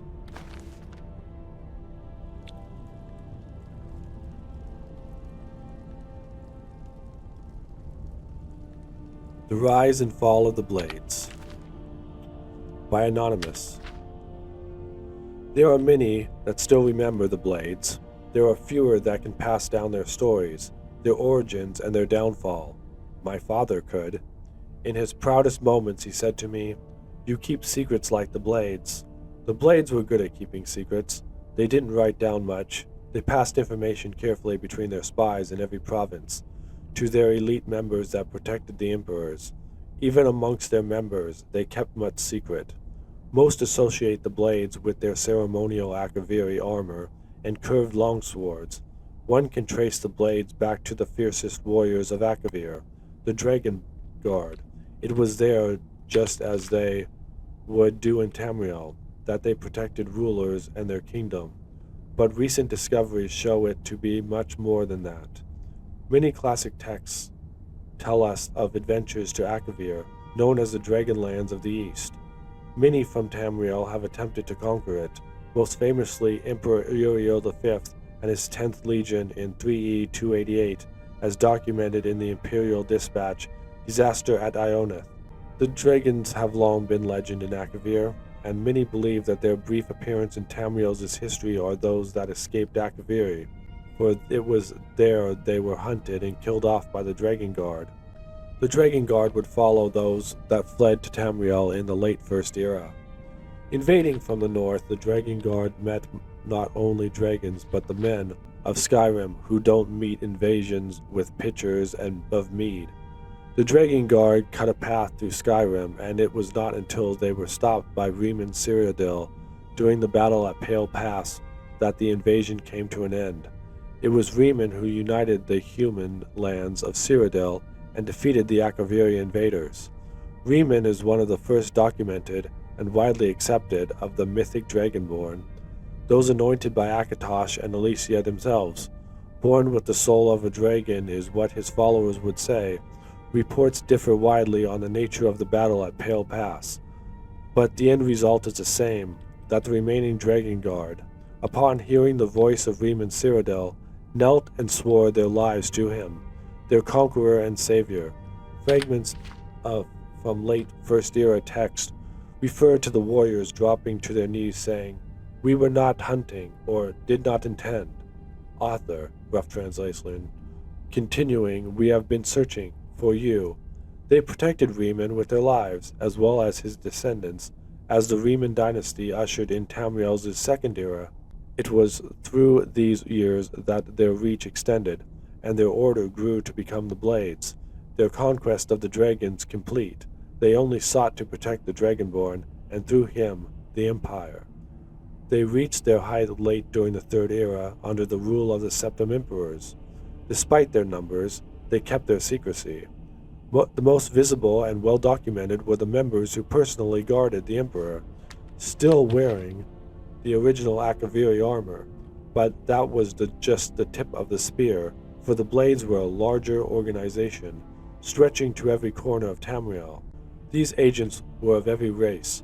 They were merchants, thieves, craftsmen, mages, and warriors, all acting as spies, protecting the Empire as needed, and operating in secret. They often acted alone, but some fragments speak of them meeting in secret fortresses across the continent, the most famous being Cyrodiil's Cloud Ruler Temple, where they hung the swords of those slain protecting the Dragonborn. Other maps speak of Windscour Temple under the great expansion of Hammerfell's Alikur Desert, Skyhaven Temple in the mountains of Skyrim, and Storm Talon Temple east of Wayrest. They were known to have a Grand Master who often lived among the people. Unknown to others, the nature of their communications, meeting places, and missions were known to only a few elite members. The only two to know all were the Grand Master himself and the Chronicler, whose only job was to make sure the group's mission was never known, but never lost. With the death of Uriel Septim VII and his son, Martin, the Third Era came to a close with the Blades fortifying themselves deep within Cyrodiil's Cloud Ruler Temple as they waited for a Dragonborn to return when they would be called upon again. The Empire of the Fourth Era no longer saw the Blades openly protecting it, or the Emperors. That role is now filled by the Penitus Oculatus, a purely imperial organization. But the Blades continued their secret work, to watch for the Dragonborn and guard against future enemies. The Blades were among the first to see the signs that the Thalmor of the Admuri Dominion would not remain isolated within their borders forever. They could do what the Penitus Oculatus, servant to imperial policy, could not, and thus earn the lasting hatred of the Thalmor. The warnings of the Blades were proved right, as is well known to all. The Great War between the Empire and the Thalmor consumed the Empire and nearly destroyed it. Emperor Titus Me II eventually brokered peace with the Thalmor, but at a price many of us still bear. The reach and destructive nature of the Thalmor is known to many, author's note, in my family firsthand. They are not fools. They knew early on that the Blades were an enemy, so they hunted them throughout the Great War. Some were killed defending their temples, others as they slept in their hideaways, alone. Some fought, some ran, some hid, but the Thalmor found them all. There are those that say the Blades still exist around us, in hiding from the Thalmor, waiting as they have done time and time again, for a Dragonborn to return, for one to protect, for one to guide them.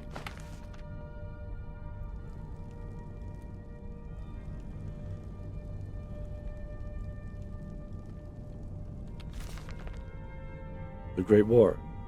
A concise account of the Great War between the Empire and the Aldmiri Dominion, by Legate Justinus Quintilius.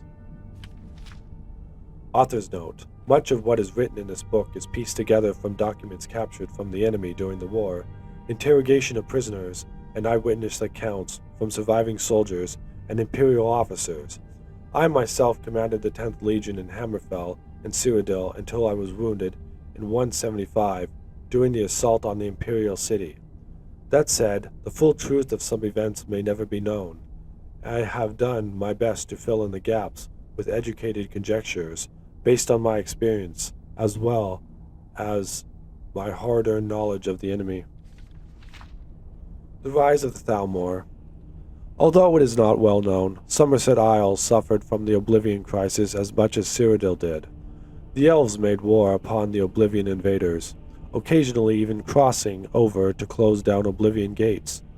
As a nation, they had more successes than Cyrodiil did, although the limitless Daedric hordes made the outcome a foregone conclusion. The Thalmor had always been a powerful faction within Somerset Isle, but had always been a minority voice. During the crisis, the Crystal Tower was forced to give the Thalmor greater power and authority. Their efforts almost certainly saved the Somerset Isle from being overrun. They capitalized on their success to seize total control in 4E22. They renamed the nation Alinor, which harkens back to an earlier age before the ascendancy of man. Most people outside of the Aldmeri Dominion still call it Somerset Isle, either out of peevishness or ignorance. In 4E29, the government of Valenwood was overthrown by Thalmor collaborators and a union with Alinor proclaimed. It appears that Thalmor agents had formed close ties to certain Bosmiri factions even before the Oblivion Crisis. The Empire and its Bosmer allies, caught completely off guard, were quickly defeated by the much better prepared Altmer forces that invaded Valenwood on the heels of the coup. Thus was the Aldmeri Dominion reborn. Shortly afterward, the Aldmeri Dominion severed all contact with the Empire. For 70 years they were silent. Most scholars believe there was some sort of internal strife in Alinor, but very little is known of the factional struggles that went on inside the Dominion while the Thalmor consolidated its power in Somerset and Valenwood.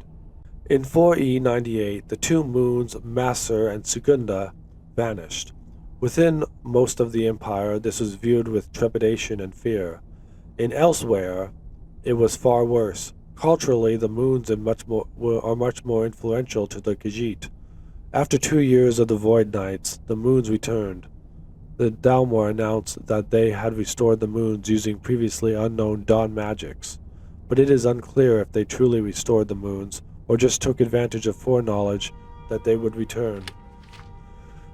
Regardless of the truth of the matter, the Khajiit credited the Thalmor as their saviors. Within 15 years, imperial influence in elsewhere had so diminished that the Empire was unable to respond effectively to the coup in 4E115, which dissolved the elsewhere confederacy and recreated the ancient kingdoms of Anagrina and Palatine as client states of the Aldmeri Dominion. Once more, the Empire failed to stop the advance of Thalmor power. When Titus Me II ascended to the throne in 4E168, he inherited a weakened empire. The glory days of the Septums were a distant memory. Valenwood and elsewhere were gone, ceded to the Thalmor enemy. Blackmarsh had been lost to the imperial rule since the aftermath of the Oblivion Crisis. Morrowind had never recovered fully from the eruption of Mount Vardenfell. Hammerfell was plagued by infighting between crowns and forebears. Only High Rock, Cyrodiil, and Skyrim remained prosperous and peaceful. Emperor Titus Mede had only a few short years to consolidate his rule before his leadership was put to the ultimate test. The war begins. On the 30th day of Frostfall, 4E171, the Aldmeri Dominion sent an ambassador to the imperial city with a gift in a covered cart and an ultimatum for the new emperor. The long list of demands included staggering tributes, disbandment of the Blades, outlawing the worship of Talos, and ceding large sections of Hammerfell to the Dominion. Despite the warnings of his generals of the Empire's military weakness, Emperor Titus Me II rejected the ultimatum. The Thalmor ambassador upended the cart, spilling over 100 heads on the floor. Every Blades agent in Somerset and Valenwood, and so began the Great War, which would consume the Empire and Aldmeri Dominion for the next 5 years. Within days, Aldmeri armies invaded Hammerfell and Cyrodiil simultaneously. A strong force commanded by the Thalmor general, Lord Nerafin, attacked Cyrodiil from the south, marching out of hidden camps in northern elsewhere and flanking the imperial defenses along the Valenwood border. Leawind soon fell to the invaders, while Bravo was cut off and besieged. At the same time, an Aldmeri army under Lady and Anelia crossed into western Cyrodiil from Valenwood, bypassing Anvil and Gvatch, and crossing into Hammerfell. Smaller Aldmeri forces landed along the southern coastline of Hammerfell. The disunited Redguard forces offered only scattered resistance to the invaders, and much of the southern coastline was quickly overrun. The greatly outnumbered Imperial legions retreated across the Alik'r Desert in the now famous March of Thirst. 4E 172-173. The Aldmeri advance into Cyrodiil. It appears now that the initial Aldmeri objectives was in fact the conquest of Hammerfell, and that the invasion of Cyrodiil was intended only to pin down the Imperial legions while Hammerfell was overrun. However, the surprising initial success of Lord Nerafin's attack led the Thalmor to believe that the Empire was weaker than they had thought. The capture of the Imperial city itself had the complete overthrow of the Empire, thus became their primary objective of the next 2 years. As we know, the Thalmor nearly achieved their objective. It was only because of our Emperor's determined leadership during the Empire's darkest hour that this disaster was averted. During 4E 172, the Aldmeri advanced deeper into Cyrodiil. Bravo and Anvil both fell to the invaders. By the end of the year, Lord Nerifin had advanced to the very walls of the Imperial city. There were fierce naval clashes in Lake Lumiere and along the Nibin as the Imperial forces attempted to hold the bank. In Hammerfell, the Thalmor were content to consolidate their gains as they took control of the whole southern coastline, which was in fact their stated objective in the ultimatum delivered to the Emperor. Of the southern crisis, only Hegath still held out. The survivors of the March of Thirst regrouped in northern Hammerfell, joined by reinforcements from High Rock. The year 4E 173 saw stiffening Imperial resistance in Cyrodiil, but the seemingly inexorable Aldmeri advance continued. Fresh legions from Skyrim boistered the Emperor's main army in the Imperial city, but the Aldmeri forced the crossing of the Nibin and began advancing in force up the eastern bank. By the end of the year, the Imperial city was surrounded on 3 sides. Only the northern supply route to Bruma remained open. In Hammerfell, Imperial fortunes took a turn for the better. In early 4E 173, a 4-bearer army from Sentinel broke the siege of Hegath, a crown city, leading to the reconciliation of the two factions. Despite this, Lady Arenel's main army succeeded in crossing the Alik'r Desert. The Imperial Legion under General Decianus met them outside Skaven in a bloody and indecisive clash. Decianus withdrew and left Arenelia in possession of Skaven, but the Aldmeri were too weakened to continue their advance. 4E 174. The sack of the Imperial city. In 4E 174, the Thalmor leadership committed all available forces to the campaign in Cyrodiil, gambling on a decisive victory to end the war once and for all.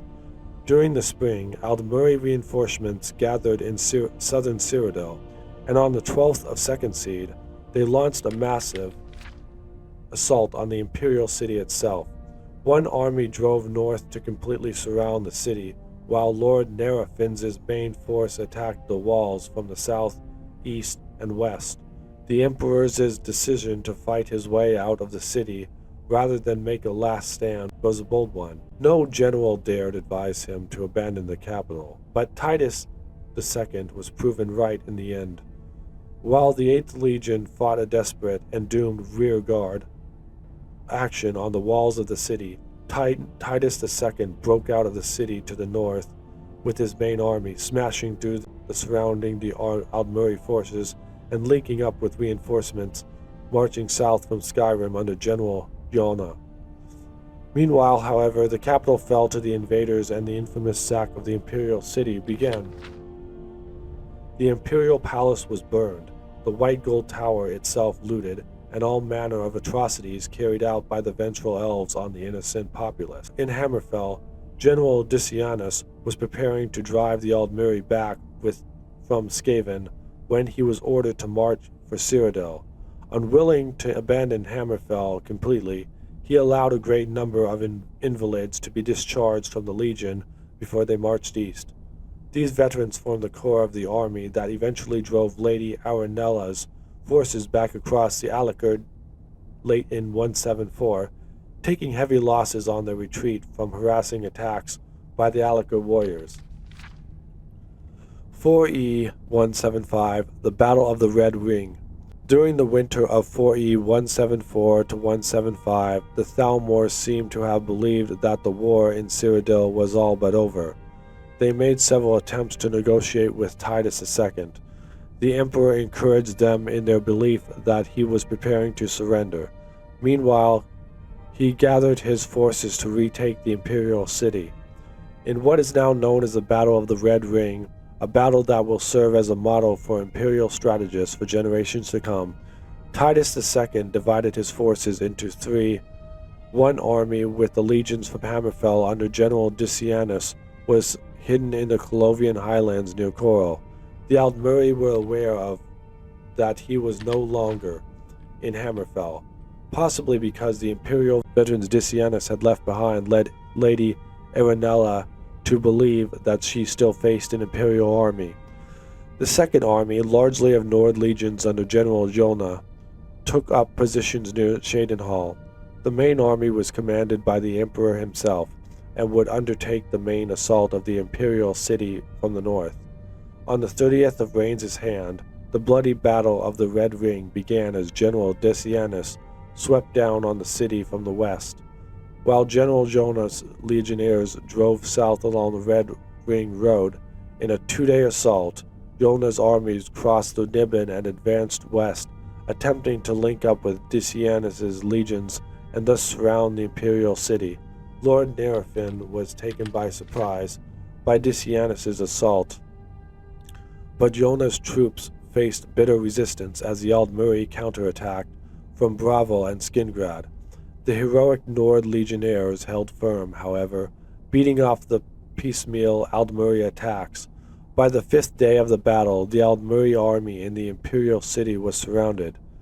Titus II led the assault from the north, personally capturing Lord Nerafin.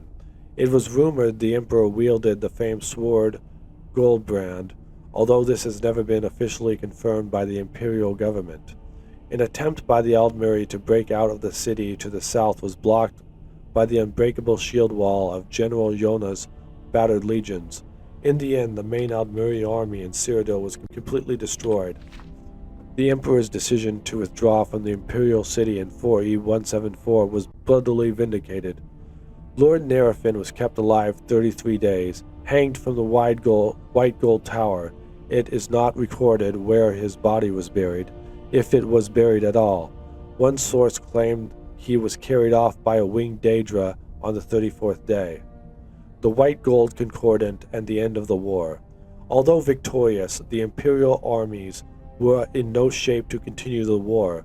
The entire remaining imperial force was gathered in Cyrodiil, exhausted and decimated by the Battle of the Red Ring. Not a single legion had more than half its soldiers fit for duty.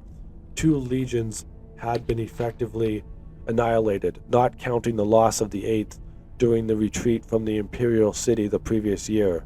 Titus II knew that there would be no better time to negotiate peace, and late in 4E 175, the Empire and the Aldmiri dominions signed the White Gold Concordant, ending the Great War.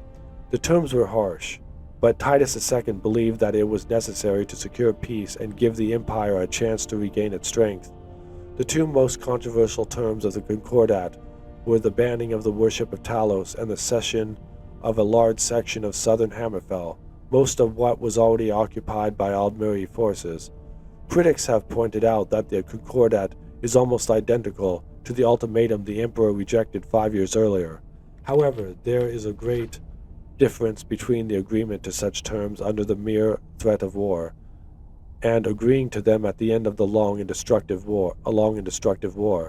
No part of the Empire would have accepted these terms in 4E 171, dictated by the Thalmor at Sword's Point. Titus II would have faced civil war. By 4E 175, most of the Empire welcomed peace at any price. Epilogue: Hammerfell fights on alone. Hammerfell, however, refused to accept the white gold concordat, being unwilling to concede defeat and the loss of so much of their territory. Titus II was forced to officially renounce Hammerfell as an imperial province in order to preserve the hard-won peace treaty. The Red Guards, understandably, looked on this as a betrayal. In this, the Thalmor certainly achieved one of their long-term goals by sowing lasting bitterness between Hammerfell and the Empire. In the end, the heroic Red Guards fought the Aldmeri Dominion to a standstill. Although the war lasted for 5 more years and left southern Hammerfell devastated, the Red Guards say that this proves that the White Gold Concordat was unnecessary, and that if Titus II had kept to his nerve, the Aldmeri could have been truly defeated by the combined forces of Hammerfell and the rest of the Empire. The truth of that assertion can, of course, never be known, but the Red Guards should not forget the great sacrifice of imperial blood, Breton, Nord, and Cyrodiilic, at the Battle of the Red Ring that weakened the Dominion enough to allow the eventual Second Treaty of Strass-Mackay in 4E 180 and the withdrawal of the Aldmeri forces from Hammerfell.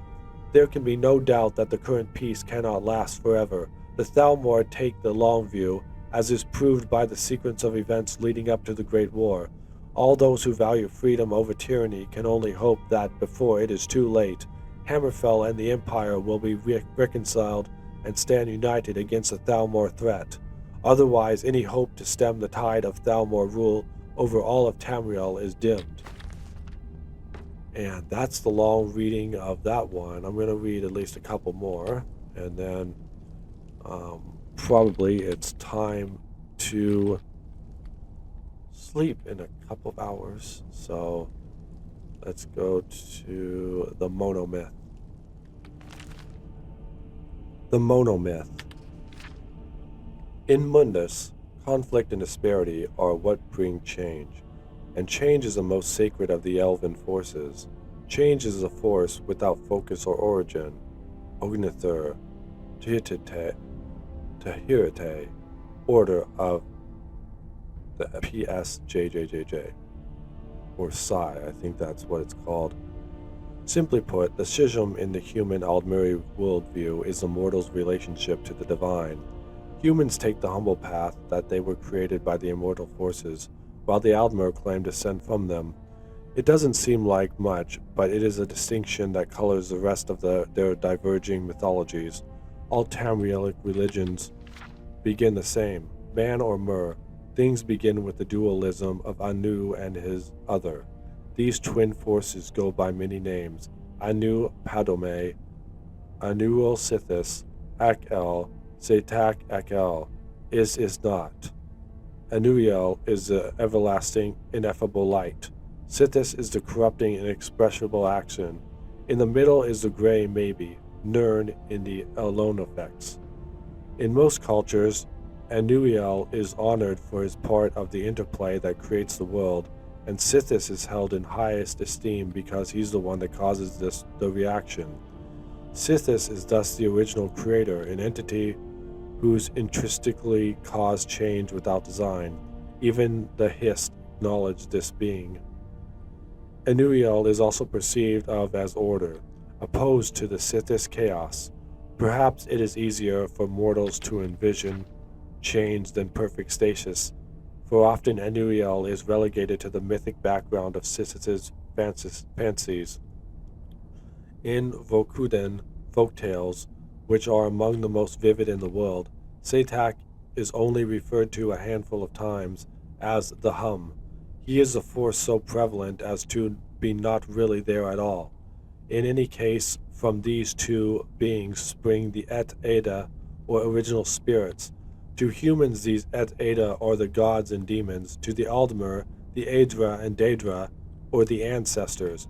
All of the Tamrielic pantheons fill their rosters with these Et Ada, though divine membership often differs from culture to culture. Like Anu and Padome, though, every one of these pantheons contains the archetypes of the dragon god and the missing god. The dragon god and the missing god. The dragon god is always related to time and is universally revered as the first god. He is often called Akatosh, whose perch from eternity allows the day. He is the central god in the Cyrodiilic Empire. The missing god is always related to the mortal plane, and is a key figure in the human Aldmeri schism. The missing refers to either his palpable absence from the pantheon, another mental distress that is interpreted a variety of ways, or the removal of his divine spark. By the other immortals, he is often called Lorcan, and his epitaphs are many, equally damnable and devout. Note that Tamriel and the mortal plane do not exist yet. The Grey Maybe is still the playground of the original spirits.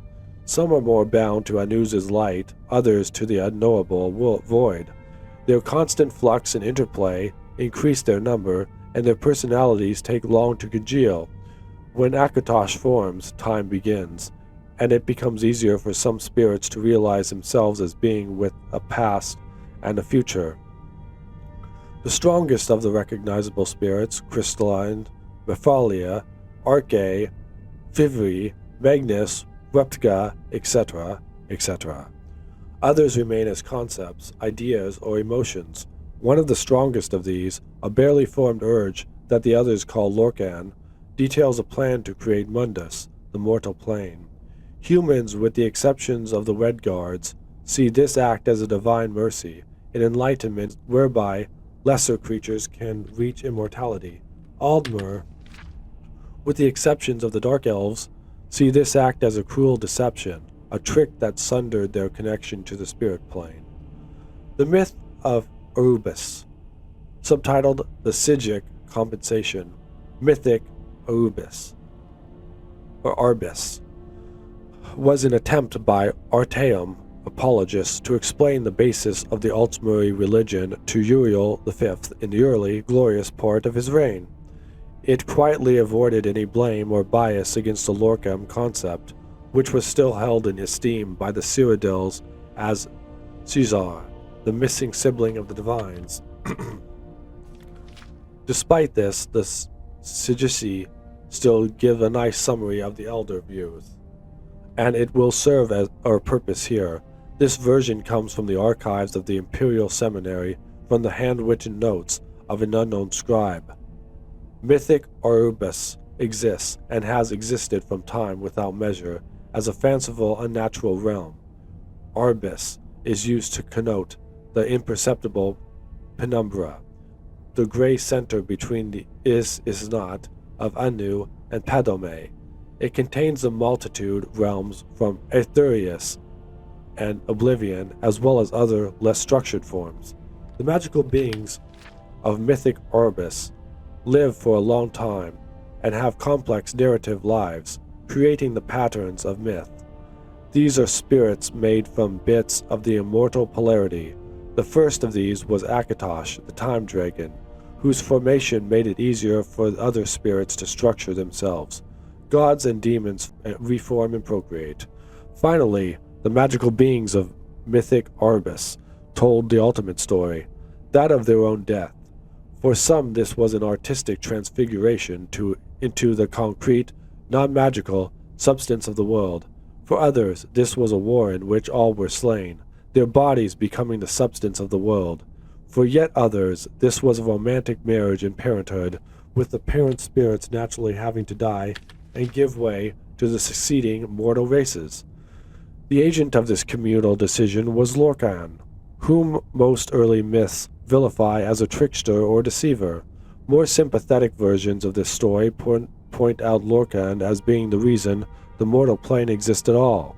The magical beings created the races of the mortal Arbis in their own image, either consciously as artists or craftsmen, or as the fecund rotting matter out of which the mortals sprung forth, or in a variety of other analogical senses. The magical beings, then having died, became the Et Ada. The Et Ada are the things perceived and revered by the mortals as gods, spirits, or geniuses of Arbis. Through their deaths, these magical beings separated themselves in nature from the other magical beings of the unnatural realms. The Daedra were created at this time also, being spirits and gods more attuned to oblivion, or that realm closer to the void of Padome.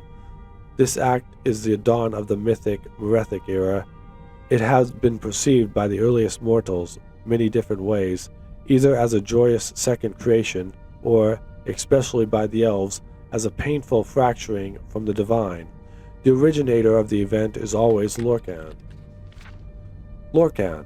This creator, trickster, tester deity is in every Tamrielic mythic tradition. His most popular name is the Aldmuri Lorcan, or Doom Drum. He convinced or contrived the original spirits to bring about the creation of the mortal plane, upsetting the status quo much like his father Padome had introduced instability into the universe in the beginning place. After the world is materialized, Lorcan is separated from his divine center, sometimes involuntarily, and wanders the creation of the Et Ada. Interpretations of these events differ widely by culture.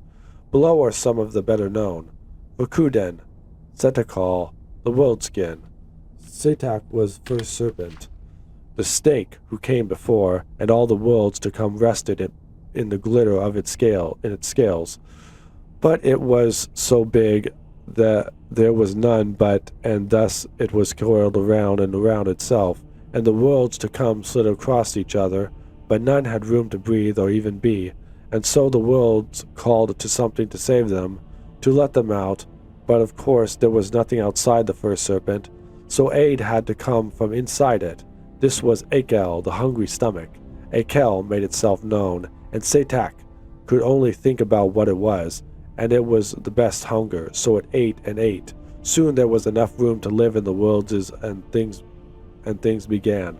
These things were new, and they often made mistakes, for there was hardly any time to practice being things before.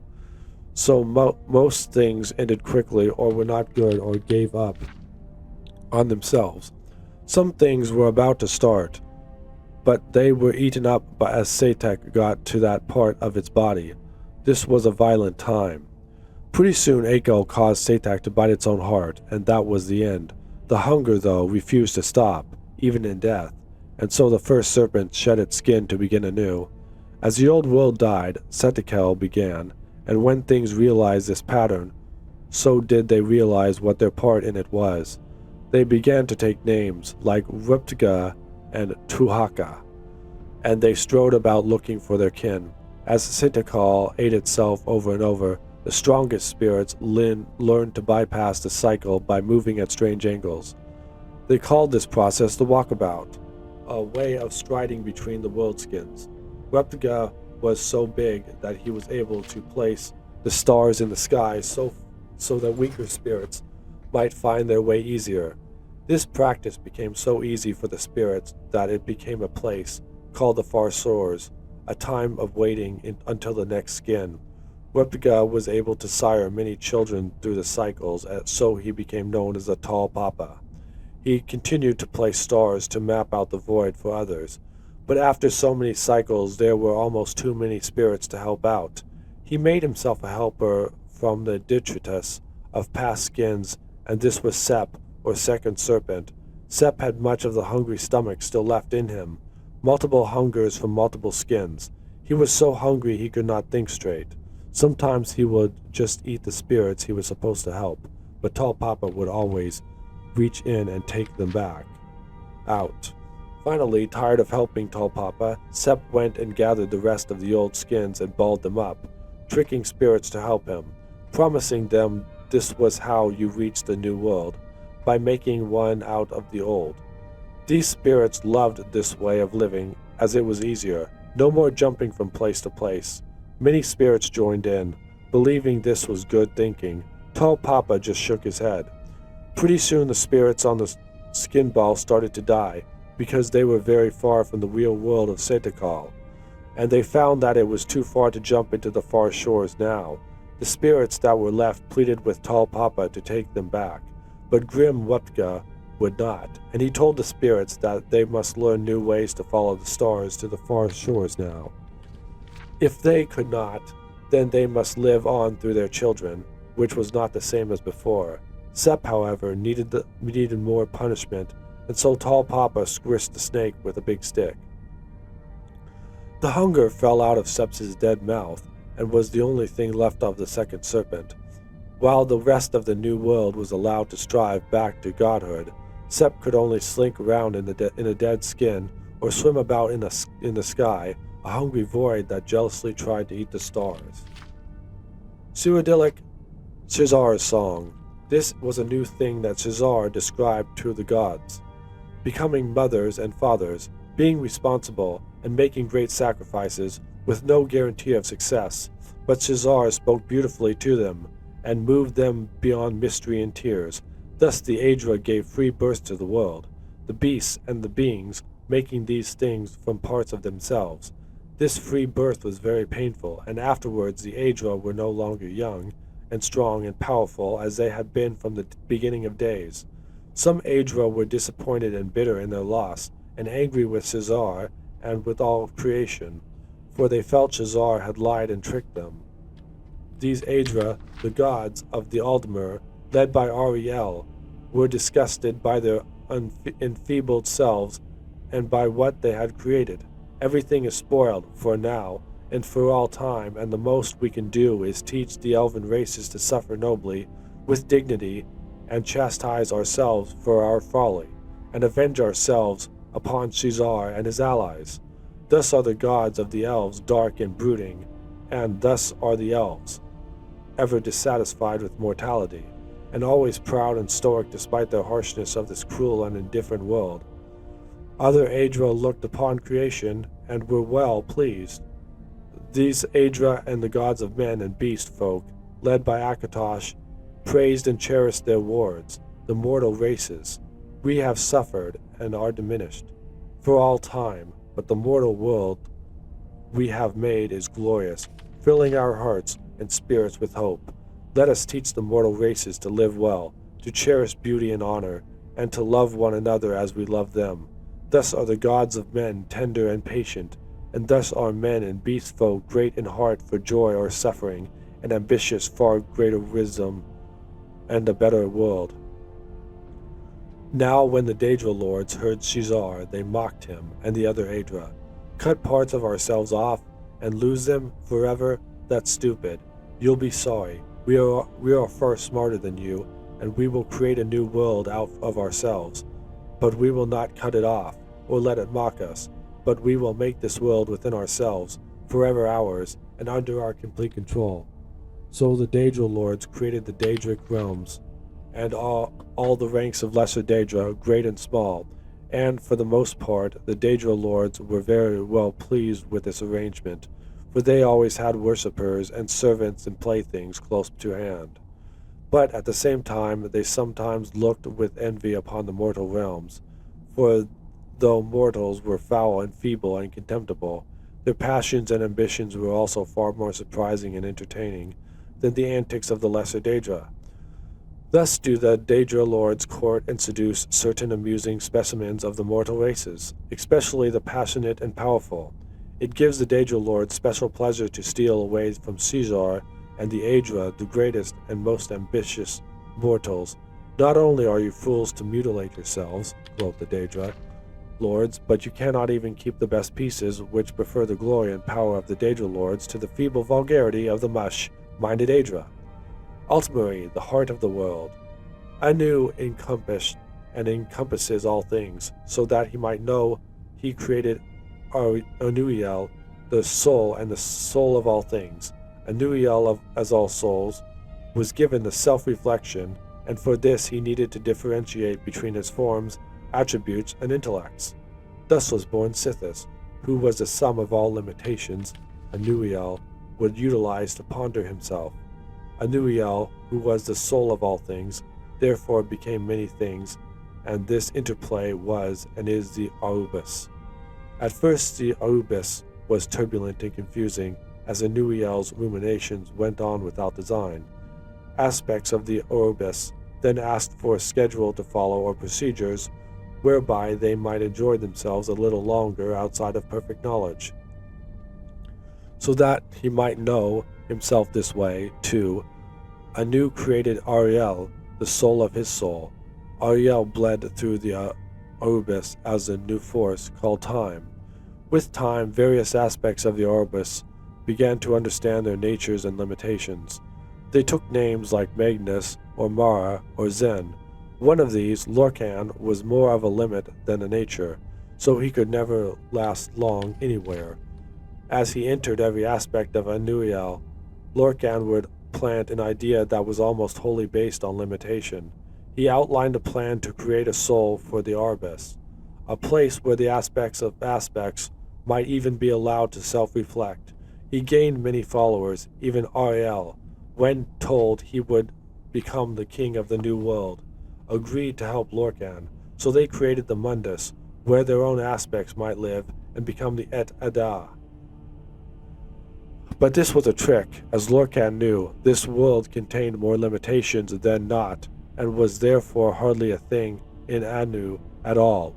Mundus was the house of Sithis. As their aspects began to die off, many of the Et Ada vanished completely. Some escaped, like Magnus, and that is why there was no limitations to magic. Others, like Vifri, transformed themselves into Adlonafe, the earth bones, so that the whole world might not die.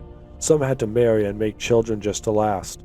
Each generation was weaker than the last, and soon there were Aldmer. Darkness caved in. Lorcan made armies out of the weakest souls and named them men. Then they brought Sisith into every quarter. Ariel pleaded with Anu to take them back, but he had already filled their places with something else. But his soul was gentler and granted Ariel his bow and shield, so that he might save the Aldmer from the hordes of men. Some had already fallen, like the Chimer, who listened to tainted Et Ada, and others, like the Bosmer, had soiled Times' line by taking Manus' wives. Ariel could not save Atmora, the Elder would, and it was lost to men. They chased south and east to old El-Nofe, and Lorcan was close behind. He shattered the land into many. Finally, Trinimac, Ariel's greatest knight, knocked Lorcan down in front of his army and reached in with more than hands to take his heart. He was undone. The men dragged Lorcan's body away and swore blood vengeance on the heirs of Ariel for all time. But when Trinimac and Ariel tried to destroy the heart of Lorcan, it laughed at them. It said, "This heart is the heart of the world, for one was made to satisfy the other." So Ariel fastened the thing to an arrow and let it fly long into the sea, where no aspect of the new world may ever find it. And that is the end of the last book. I won't read those. We'll read those later when I collect them in Breesholm. But it is 7 p.m., so I'll sleep here and then leave in the morning.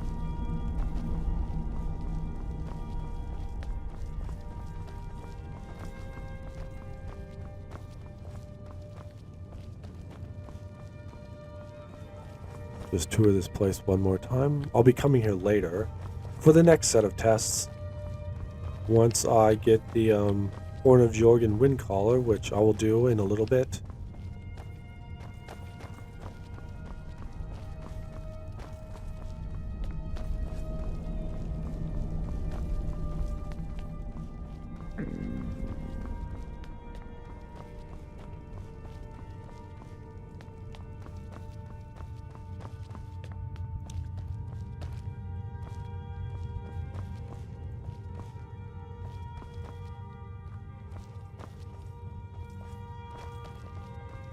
Let's go eat something.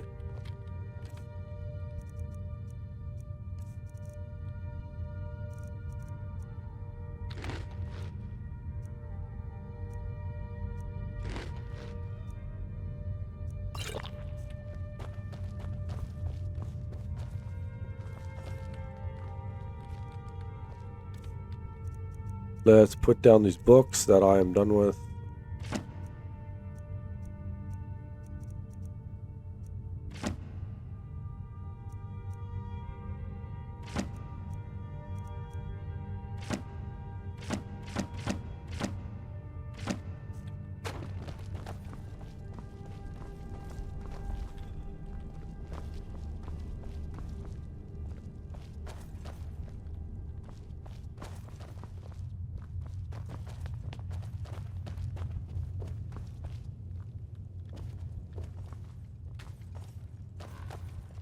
I'll go sleep in this chair.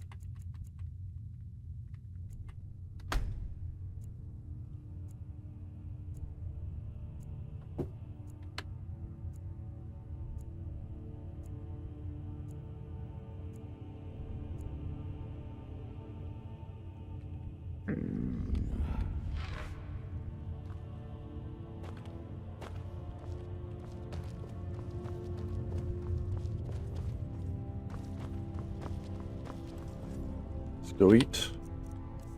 Eat breakfast.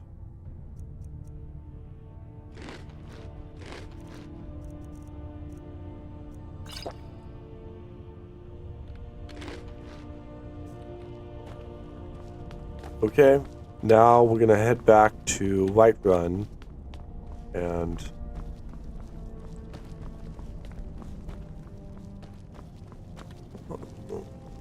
start exploring Whiterun and purchase Breeze Home, set everything up, and explore Whiterun Hold and some of the areas around there before we go to